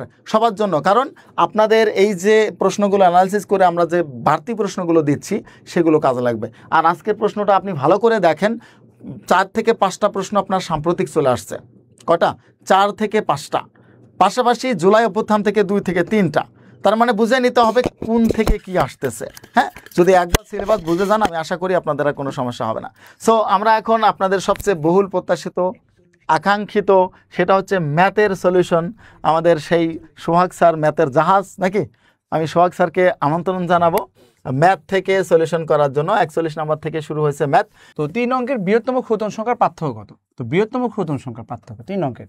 তো 3 অঙ্কের পার্থক্য মানে বিয়োগফল, কিন্তু হ্যাঁ পার্থক্য মানে বিয়োগফল। বড় থেকে পার্থক্য মানে হচ্ছে বড় থেকে ছোট বিয়োগ করতে হয় পার্থক্য বলতে। হ্যাঁ, তাহলে এখন আপনি বলেন, আমি কিন্তু ব্যাখ্যা দিব না তেমন, জাস্ট কিছু কিছু জিনিস আমি দিয়ে দিব। তো বৃহত্তম সংখ্যা হচ্ছে কত? 999। আর ক্ষুদ্রতম সংখ্যা কত? তাহলে 0 0। আমি যদি এখানে 1 না দেয় তাহলে মিনিংফুল হবে? হবে না, 1 দেওয়াই লাগবে। এটা বিয়োগ করলে কত হচ্ছে? বিয়োগ করলে তাহলে 8, সরি এখানে 9, এটা 9, এখানে 8 হচ্ছে 899, এখানে আছে 899। আরেকটা বিষয় হচ্ছে এখানে দেখেন, এই যে এই প্রশ্নটা 42 নাম্বার, এটা হচ্ছে গতানুগতিক প্রশ্ন না, এটা হচ্ছে এক্সেপশনাল প্রশ্ন। এটা আমরা পড়ে আসছি। হ্যাঁ, ঢাল দিয়ে বের করতে হয়। তো সরলরেখা 3টি দ্বারা, এই সরলরেখা 3টি দ্বারা কোনো, যদি আপনি একটা সমীকরণে যদি চলকের ঘাত যদি 1 পান সেটা সরলরেখা হয়। হ্যাঁ, এই সরলরেখা 3টার দ্বারা গঠিত ত্রিভুজ গঠন করলে এটা কেমন হবে? এটা একটু সময় লাগবে, সময় সাপেক্ষ ব্যাপার। এবং এই জন্য জাস্ট আমি এটা আনসার বলে দিচ্ছি, এটা হচ্ছে সমদ্বিবাহু ত্রিভুজ হবে। আপাতত নেন, আমি কোনো সময় ইউটিউবেও পারলে আমি এটা বলি, এটা সুন্দর করে ট্রিক্স দিয়ে করে দিবনি, বাট এখানে আপাতত এর আনসারটা নিয়ে নেন, কারণ আমি ক্লাস থেকে আসছি, ক্লাস পজ দিয়ে আসছি। ওকে, আর যেইগুলো হচ্ছে এইগুলো দেখি আমি একটু করে দেওয়া যায় কিনা। তো এখানে বলা হয়েছে x/y এর সঙ্গে কত যোগ করলে যোগফল এত হবে। আমি যদি বলি যে 2 এর সাথে কত যোগ করলে 5 হবে, তাহলে কি করবেন? 2 এর সাথে কত যোগ করলে 5 হবে, তাহলে 5 থেকে 2 বিয়োগ করবেন না, তাহলে 3 যোগ করা লাগবে। 2 এর সাথে কত যোগ করলে 5 হবে, তাহলে 5 থেকে 2 বিয়োগ করে দিলেই তো কত হয়? এখানে 3 হবে। তো এমনি বলা যায় যে 3 যোগ করা লাগবে, কিন্তু আপনার যদি কোনো চলক থাকে তখন কি করবেন? এই জন্য কি করতে হয়, এখানে 5 থেকে 2 বিয়োগ করছেন, তারপর 3 বের করছে, এটা যোগ করলে 5 হবে। তাহলে এটা থেকে যদি এটা বিয়োগ করে দেন তাহলে আপনি কত যোগ করে এটা হয়েছে এটা বের করতে পারবেন।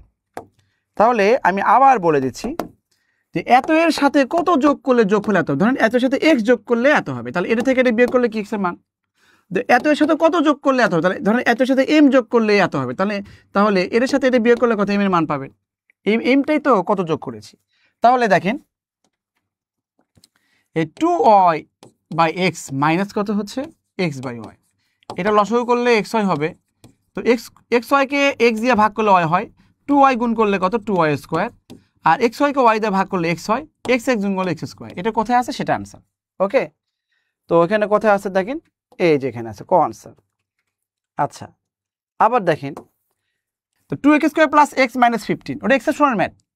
তো এটা মিলগ্রামের সিস্টেমটা কি, এই 2 এখানে এই 15 গুণ করতে হবে, কত 30, 30কে ভাঙবেন, ভাঙলে কত হচ্ছে 15 হচ্ছে, এটা কত এখানে 3 5 15, তার মানে এই 3টা কে আপনি 2টা করে গুণ করে যোগ বিয়োগ করলে যেন প্লাস x হয়। তাহলে এখানে 6 এবং 5, 5 6 30 না বলেন, যোগ বিয়োগ করলে কত x হচ্ছে, তাহলে এটা সমান সমান কত হবে? মিলগ্রাম আর কি 2x স্কোয়ার, হ্যাঁ, প্লাস কত 6x মাইনাস 5, 5 6 30, দেখেন এখানে কিন্তু 15, এই 15 মানে এখানে 2 × 15 মানে কি 30 আর কি। তাহলে এখানে যদি আপনি 2x দেন, হ্যাঁ দেখেন 2x দেন, কমন নেন, তাহলে x প্লাস এখানে 3 হবে, মাইনাস 5 কমন নিলে কত x প্লাস 3 হবে। তাহলে x প্লাস 3 আসছে, আর 2x মাইনাস 5 আসছে, 2x মাইনাস 5, এই যে এটা 2x মাইনাস 5, তাহলে x প্লাস 3 এবং 2x মাইনাস 5, x প্লাস 3 এবং 2x মাইনাস 5, এই যে এটা খ আনসার। এখানে আরেকটা ম্যাথ দেখেন, আমি ব্যাখ্যা করে দিচ্ছি আপনাদের জন্য। 13 সেন্টিমিটার ব্যাসার্ধ বিশিষ্ট বৃত্তের কেন্দ্র থেকে 5 সেন্টিমিটার দূরত্বে অবস্থিত জ্যায়ের দৈর্ঘ্য কত? তো একটা বৃত্ত আর কি, হ্যাঁ এই যে এখানে বৃত্ত, এই একটা বৃত্ত, এই বৃত্তের বলছে 13 সেন্টিমিটার ব্যাসার্ধ বৃত্তের কেন্দ্র হতে 5 সেন্টিমিটার দূরত্বে অবস্থিত জ্যাটা কত? জ্যা, এই যে জ্যা। মনে রাখবেন, এই ত্রিভুজের শীর্ষ থেকে যেমন ভূমির উপর কোনো লম্ব টানলে ভূমিকে সমান 2 ভাগে ভাগ করে, একইভাবে বৃত্তের কেন্দ্র থেকে যদি কোনো একটা, এটা কি জ্যা, কিন্তু জ্যায়ের উপর লম্ব টানি এই জ্যাকে সমান 2 ভাগে ভাগ করবে, রিমেম্বার। তাহলে বৃত্তের কেন্দ্র থেকে জ্যায়ের উপর যদি লম্ব টানি এই জ্যাকে সমান 2 ভাগে ভাগ করবে, এটা আমরা জানি, কিন্তু জ্যা আমার কিছু দেওয়া নেই, শুধু বলছে যে এখান থেকে লম্ব দূরত্ব কত 5, এতে দেখেন এটা 5 বলছে, আর ব্যাসার্ধ বলছে হচ্ছে 13, এটা কত হচ্ছে 13।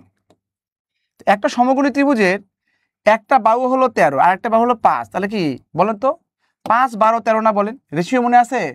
5 12 13 সমকোণী ত্রিভুজ, অথবা লম্ব স্কয়ার প্লাস ভূমি স্কয়ার সমান অতিভুজ স্কয়ার সূত্র দিয়ে করলে এখানে 12 আসবে। তাহলে এইটুকু হচ্ছে 12। তো আমি বললাম যে এই কেন্দ্র থেকে যদি জ্যায়ের উপর লম্ব টানে তাহলে জ্যাকে সমান 2 কে ভাগ করে, তাহলে এখান থেকে এটুকু দূরত্ব, যেখান থেকে দূরত্ব তা, তাহলে এটাই তো জ্যা। এখান থেকে এটুকু 12 হলে এখান থেকে এটুকু 12 হবে, 12 12 24, জ্যায়ের দৈর্ঘ্য হবে 24। The thing is very much simple. Okay, এরপরে কি দেওয়া আছে, ঘড়িতে যখন 7টা বাজে তখন ঘন্টা ও মিটার কাটা মধ্যবর্তী কোণ কত? এটা বিভিন্নভাবে করা যায়, বাট এখানে দেখেন, এখানে টেকনিক 338 - 11 বাই কত 2m, এই সূত্র দিয়েও করতে পারেন অথবা বেসিক দিয়েও করতে পারেন। এখানে কিন্তু দেখেন 38, এইচ মানে হচ্ছে এখানে ঘন্টা আর এম মানে মিনিট। তো দেখেন 30, 7টা বাজে মানে কত, ঘন্টার কাটা 7 আর 11/2, এম কত এখানে 0, তাহলে এটা পুরোটাই 0, তার মানে কত হচ্ছে এখানে 210 হচ্ছে। তো মনে রাখবেন 180 ডিগ্রি থেকে যদি বেশি হয় এই মানটা, তাহলে 360 থেকে বিয়োগ করতে হয়, বুঝতে পারছেন? 210, তাহলে কত হচ্ছে 150, আনসার হবে 150, এই যে 150। এটা হচ্ছে ট্রিক, শর্ট ট্রিক। ঘড়িতে ঘন্টার কাঁটা এবং মিনিটের কাঁটা মধ্যবর্তী কোণকে হ্যান্ডস অফ এ ক্লক বলে। এই মধ্যবর্তী কোণ নির্ণয়ের সূত্র 38 - 11/2m। এইচ মানে হচ্ছে ঘন্টা কত আর হচ্ছে এম মানে হচ্ছে মিনিট। তো মিনিট তো এখানে 0 জন্য পুরোটাই 0 আর কি, তাহলে 310 থেকে 0 বিয়োগ করলে 310ই হয়।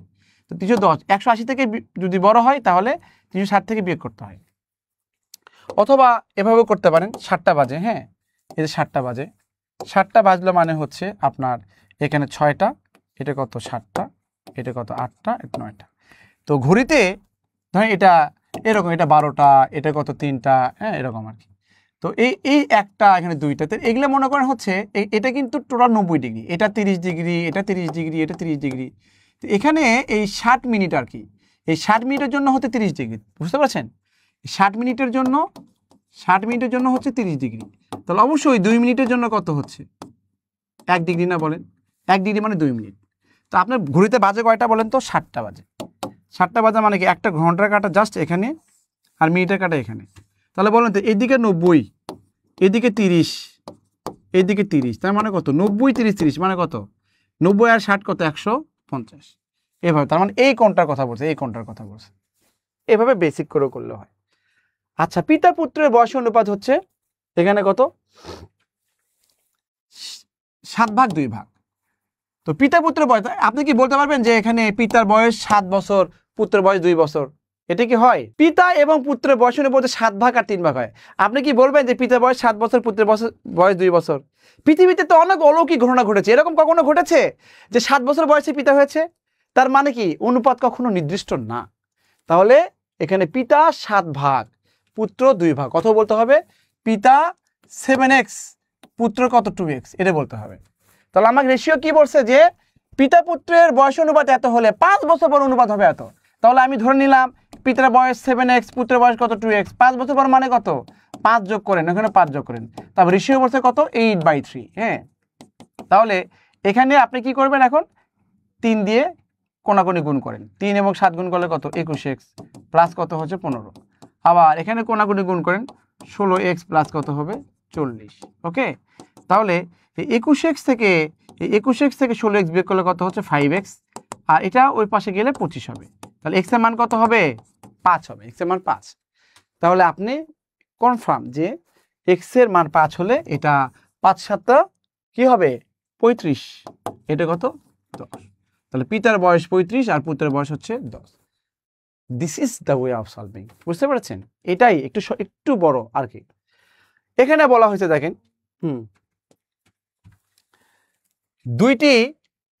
দুইটি ধনাত্মক সংখ্যার পার্থক্য 6 এবং তাদের বর্গের পার্থক্য হচ্ছে 108, সংখ্যা দুটির যোগফল কত?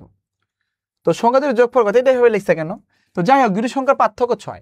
তো একটা সংখ্যা যদি ধরেন, এখানে ভালো করে বুঝেন, দুটি সংখ্যার পার্থক্য 6, আপনাকে বর্গের পার্থক্য 108 হওয়া লাগবে। হ্যাঁ, thing is very much simple.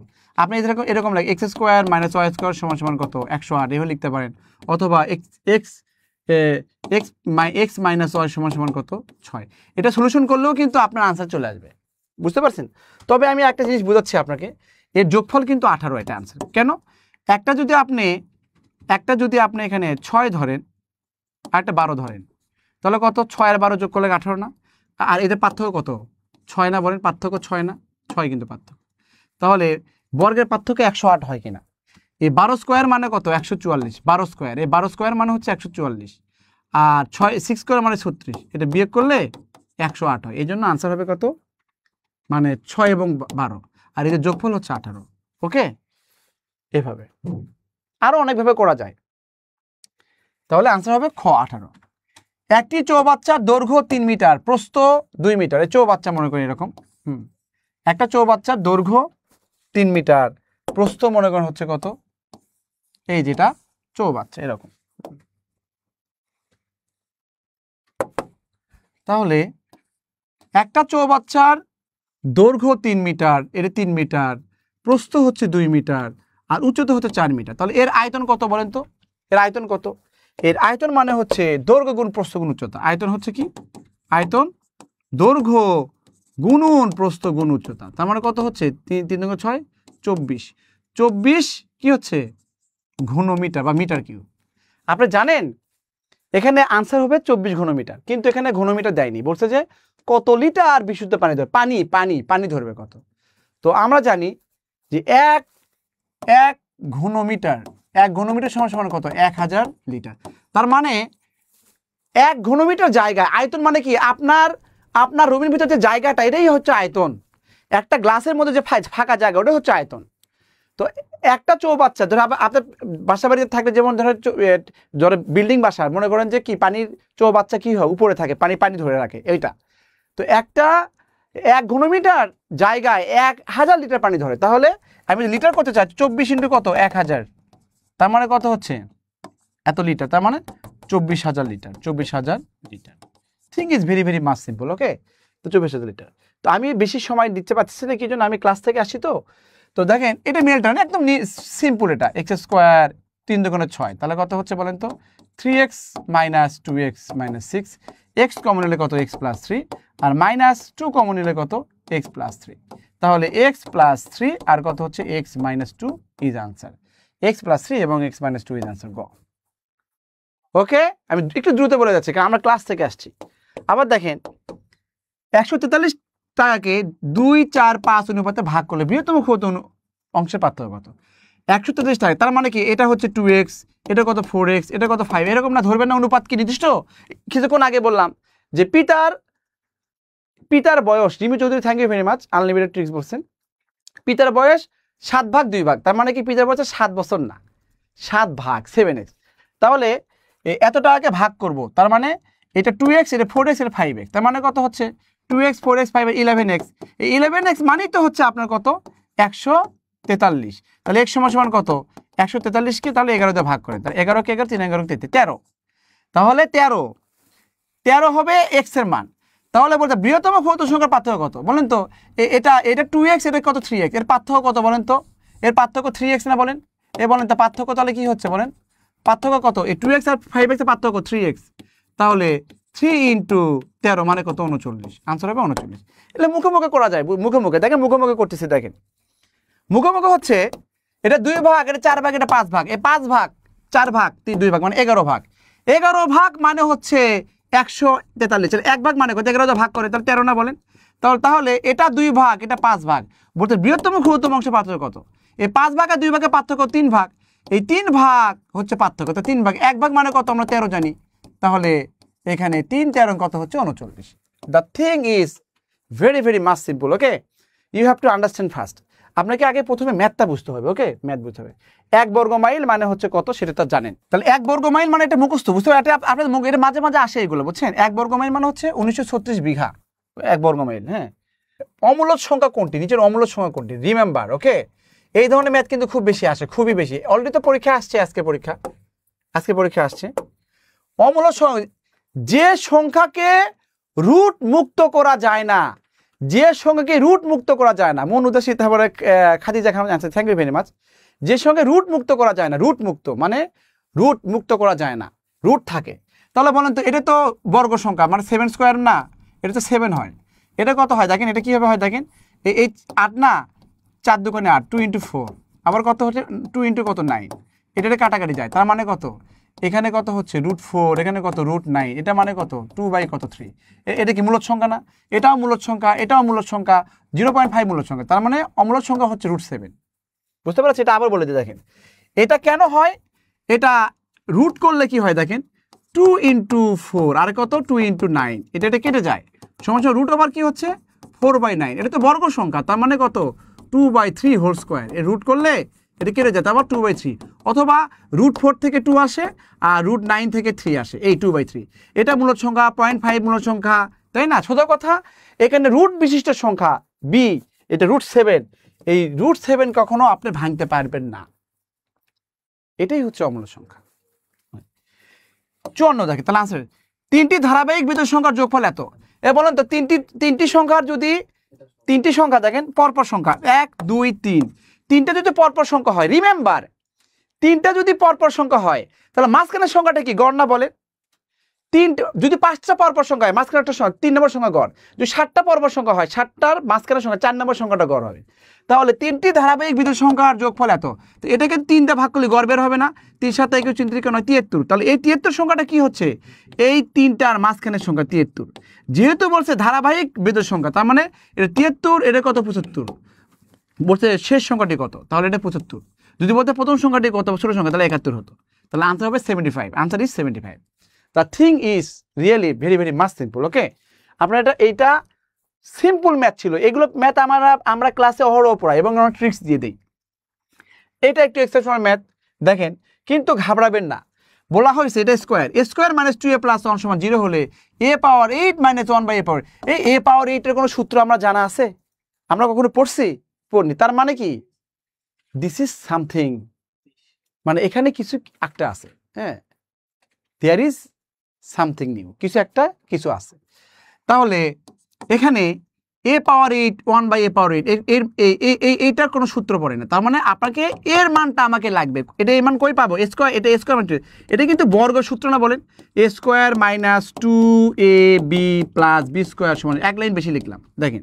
তাহলে a - 1 হোল স্কোয়ার না = 0। বড় করলে কি হয় বলেন তো? বড় করলে রুট করলে কি, এটা a - 1 = 0, তাহলে এর মান কত 1, তো এর মান 1, a⁻8 এর মান 1 মানে কত, যতই 8 দেন না কেন, হ্যাঁ, এখানে 1 এর পাওয়ার যাই দেন না কেন 1 হবে, এখানে 1 এর পাওয়ার যাই না 1 হবে। 1 মানে কত, 1 - 1 মানে 0, answer is 0। Do you understand me? Am I okay to all? ঠিক আছে, আচ্ছা, এটা তো হচ্ছে কোশ্চেন সলিউশন, ব্যাখ্যা দেওয়া না। আচ্ছা, ওকে, এখানে মাইনাস থাকলে তো 0 হবে, মাইনাস না? কোনো আসল 3 বছরে মুনাফা আসলে এত টাকা হয়, মুনাফা আসলে এত অংশ হলে মুনাফার হার কত? তাহলে দেখেন মুনাফা আসলে এত অংশ না, তারপরে কি হচ্ছে, মুনাফা হচ্ছে 3 ভাগ, আসল হচ্ছে কত 8 ভাগ, তাহলে এটা 3 ভাগ, এটা 8 ভাগ, তাই না বলেন? মুনাফার হার চাচ্ছে, মুনাফার হার। তো মুনাফার যদি হার হয় তাহলে আমি দেখেন আই সমান কত হচ্ছে PNR। দেখেন একটা টেকনিক দিয়ে করি, আমার আর এর মান চাচ্ছে না, আই ডিভাইড কত হচ্ছে PN। দেখেন এখানে আই এর মান কত, আই হচ্ছে 3 ভাগ না, মানে 3, পি এর মান কত 8 না বলেন 8, এন এর মান কত 3 বছর। আর পার্সেন্টেজ করতে গেলে আপনি পৃথিবীর যেখানেই থাকেন না কেন, আপনি শিলিগুড়ি থাকেন আর হচ্ছে মঙ্গল গ্রহে থাকেন, অথবা শিলিগুড়ি থাকেন আর যেখানে থাকেন না কেন, আপনি যদি কোনো কিছুকে পার্সেন্টেজে মানে প্রকাশ করতে চান, if you want to express as a percent, you must multiply 100%। ওকে, তারপর আপনাকে 100% গুণ করতেই হবে, এটা হচ্ছে ভালোবাসা, বুঝছেন? পৃথিবীর যে কোনো কিছুকে, যে কোনো আপনি বিজনেস করেন, আপনি যদি কত পার্সেন্ট প্রফিট করছেন, লাভ করছেন, আপনাকে 100% গুণ করতে হবে, ফিনিশিং।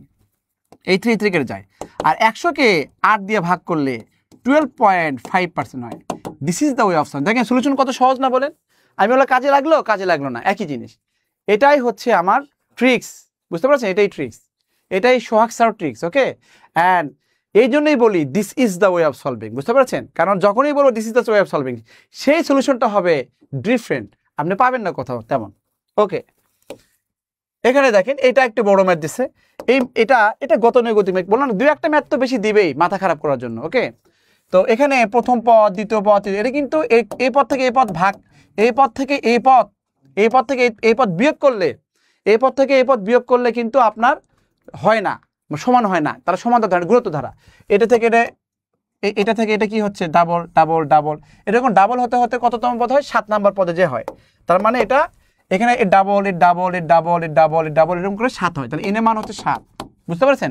অথবা বলবেন, অথবা এভাবে বের করবেন, অথবা দেখেন এ আর এন মাইনাস 1 ইন্টু কত, কত বলছে এখানে 768, হ্যাঁ এটা একটু বেড়ে 768। তাহলে বলেন তো এর মান কত? এর মান কি? এর মান প্রথম পদ, কিন্তু এর মান কত হচ্ছে? এর মান 12। আর এর মান কত হচ্ছে? এই পদ থেকে এই পদ ভাগ করলে 2 হয়, আর এর মান হচ্ছে কত? 2 এখানে, হ্যাঁ। আর এন এর মান, তাহলে এখানে কত? 768, ওকে। তাহলে 2 two the power n minus 1, এটা 12 দিয়ে ভাগ করলে এখানে 64 হয়। তাহলে এটা কত? 2 পাওয়ার কত? 6। বেস বেস সমান, তাহলে n মাইনাস 1 সমান সমান 6, n এর মান 100। আর আমি আপনি কি বলছিলাম যে এটা কত, এটা কত, এটা 24 48 এরকম করতে করতে 7 নাম্বার, মানে n মানে কত? 7 নাম্বার পর্যায়ে হবে। এর সমষ্টি কত? সমষ্টি যাচ্ছে। তো সমষ্টি মানে কত দেখেন, সমষ্টি মানে হচ্ছে এখানে a r to the power n minus 1, এখানে r মাইনাস 1, এর মান কত? 12, আর এর মান কত? 2, n এর মান কত? 7 মাইনাস 1, এটা ক্যালকুলেশন। এখানে কত? আর এর মান 2 মাইনাস 1। তাহলে দেখেন এখানে 12 টু দি পাওয়ার 7 মানে কত জানেন? দেখেন 64 হয় কত? 2 পাওয়ার 6, এখানে কত? 128। দেখেন 128 মাইনাস হচ্ছে কত? 1, ডিভাইড কত? 1।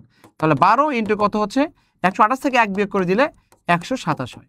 আর 127 গুণ করলে 15 24 হয়, বুঝতে পারছেন? 15 24, এখানে 15 24। এটা written math plus prelim math, written plus prelim. This is the way of solving বাণীতে সোহাগ স্যার, ওকে। এটা কিন্তু এ 1 2 এরকম ডাবল করতে করতে n এর মান 7 হয়। তাহলে আপনি কিন্তু ইজিলি সমষ্টি বের করতে পারবেন। আর এগুলা একদম নর্মাল, হ্যাঁ। তো এটা এবং এটা দেখেন a মাইনাস 3 b প্লাস 3, দেখেন a মাইনাস 3 আর b প্লাস 3, যদি এটা লেস দেন 0 মানে কি? এই জিনিসটা হচ্ছে 0 থেকে ছোট, তার মানে কি নেগেটিভ। এটা যদি প্লাস ধরে, এটা মাইনাস ধরতে হবে, ওকে। অথবা এটা মাইনাস ধরে প্লাস হতে, মানে দেখেন এখানে যদি প্লাস ধরে, তার মানে কত? a মাইনাস 3 গ্রেটার দেন 0, আর কত? b প্লাস 3 লেস দেন 0 হবে, হ্যাঁ। একটা প্লাসের মাইনাস ধরতে হবে। তাহলে a এখানে 3 হচ্ছে, আর b এখানে কত? মাইনাস 3 হচ্ছে। তাহলে এটা কত আছে? যদি এটা থাকে, এটা আনসার। না থাকলে এটা মাইনাস ধরবো, এটা প্লাস ধরবো। আগে দেখেন আছে কিনা। তাহলে a less than 3 greater than 3 আর b, তাহলে যেহেতু এখানে পেয়ে গেছি একটা, তাহলে এটা আনসার। তার মানে এই দুটো গুণ করলে 0 থেকে ছোট একটা সংখ্যা ধনাত্মক না ঋণাত্মক, এটা কে বলে দিবে? ডোনাল্ড ট্রাম্প বলে দিবে? রাশিয়ার প্রেসিডেন্ট বলে দিবে? হাসনাত বলে দিবে? কে বলবে? সাদিস বলে দিবে? কেউ বলবে না। বলবে হচ্ছে 0 বলে দিবে। 0 বলবে যে আমার ডান দিকে যারা থাকে তারা সব ধনাত্মক সংখ্যা, আমার বাম দিকে যারা থাকে সবাই ঋণাত্মক সংখ্যা, ওকে। এই জন্যই x গ্রেটার দেন 0, তার মানে কি x হচ্ছে 0 থেকে বড়, x হচ্ছে ধনাত্মক। যদি x লেস দেন 0 হয়, তাহলে কি x হচ্ছে 0 থেকে ছোট, তার মানে x এর মান ঋণাত্মক। তাহলে এই দুটো গুণ করলে লেস দেন 0 মানে 0 থেকে ছোট, তাহলে একটা প্লাস একটা মাইনাস হবে। আমি প্লাস ধরলাম a গ্রেটার দেন 3, মাইনাস ধরলাম a লেস দেন মাইনাস 3। তাহলে এটা যেহেতু আনসার আছে, তাহলে এটা আনসার। আর না হলে এটা মাইনাস ধরলাম, প্লাস ধরতাম।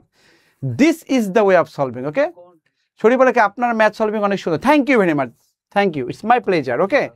এখানে দেখেন নিচের কোনটি মূলত, দেখছেন বারবার আসছে। মূলত মানে কি?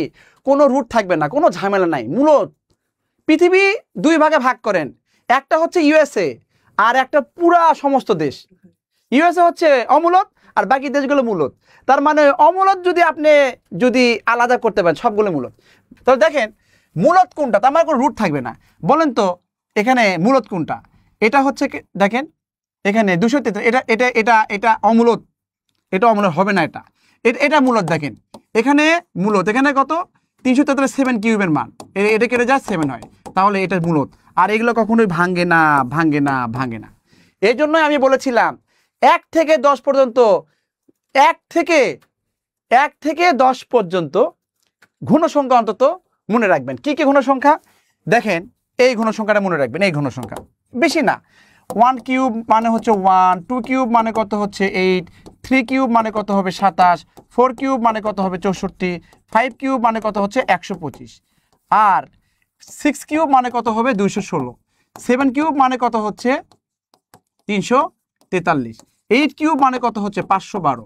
9 কিউব মানে কত হচ্ছে কত 8 কিউব 5, আর এখানে কত 9 কিউব মানে 729। এটা হচ্ছে 729, 729। আর 10 কিউব মানে কত হচ্ছে 1000। আপনারা এগুলো শুধু এই চারটা হয়তো মনে থাকে না, এই চারটা, এই চার জিনিসটা আপনারা কি করবেন, এইগুলো লিখে টেবিলের উপরে রেখে দেবেন। এগুলো খুবই কাজে লাগে। আপনি যখন আপনি হচ্ছে সেট ফাংশন করবেন, সমবতা করবেন, বিন্যাস সমাবেশ করবেন, তারপরে অনেক জায়গায় কাজে লাগে এগুলো, বুঝতে পেরেছেন? এইগুলা সিরিজে কাজে লাগে, ধারাতে কাজে লাগে, খুবই সমান্তর ধারা গুণিত ধারা কাজে লাগে, সূচকে কাজে লাগে, লগে কাজে লাগে, খুবই কাজে লাগে। তার মানে কি, এগুলো হচ্ছে কি মানে antibiotic of mathematics, antibiotic of. এই যে দেখছেন কমন পড়ছে 343, চেহারা দেখলে বুঝতে পারবেন, চেহারা দেখলেই। তার মানে এটা হচ্ছে কত, এখানে 3 আছে 7 কিউব। ওকে, এটা যদি কখনো লেখা থাকে এটা হাতির লেখা আছে আর এক্স এর পাওয়ার মনে করে হাতির লেখা, তাহলে এই হাতি এই রুটে হাতি কেটে যায়, তাহলে থাকে এক্স। রিমেম্বার, ওকে, মনে রাখবেন। তাহলে আমরা প্রায় শেষ চলে আসছি।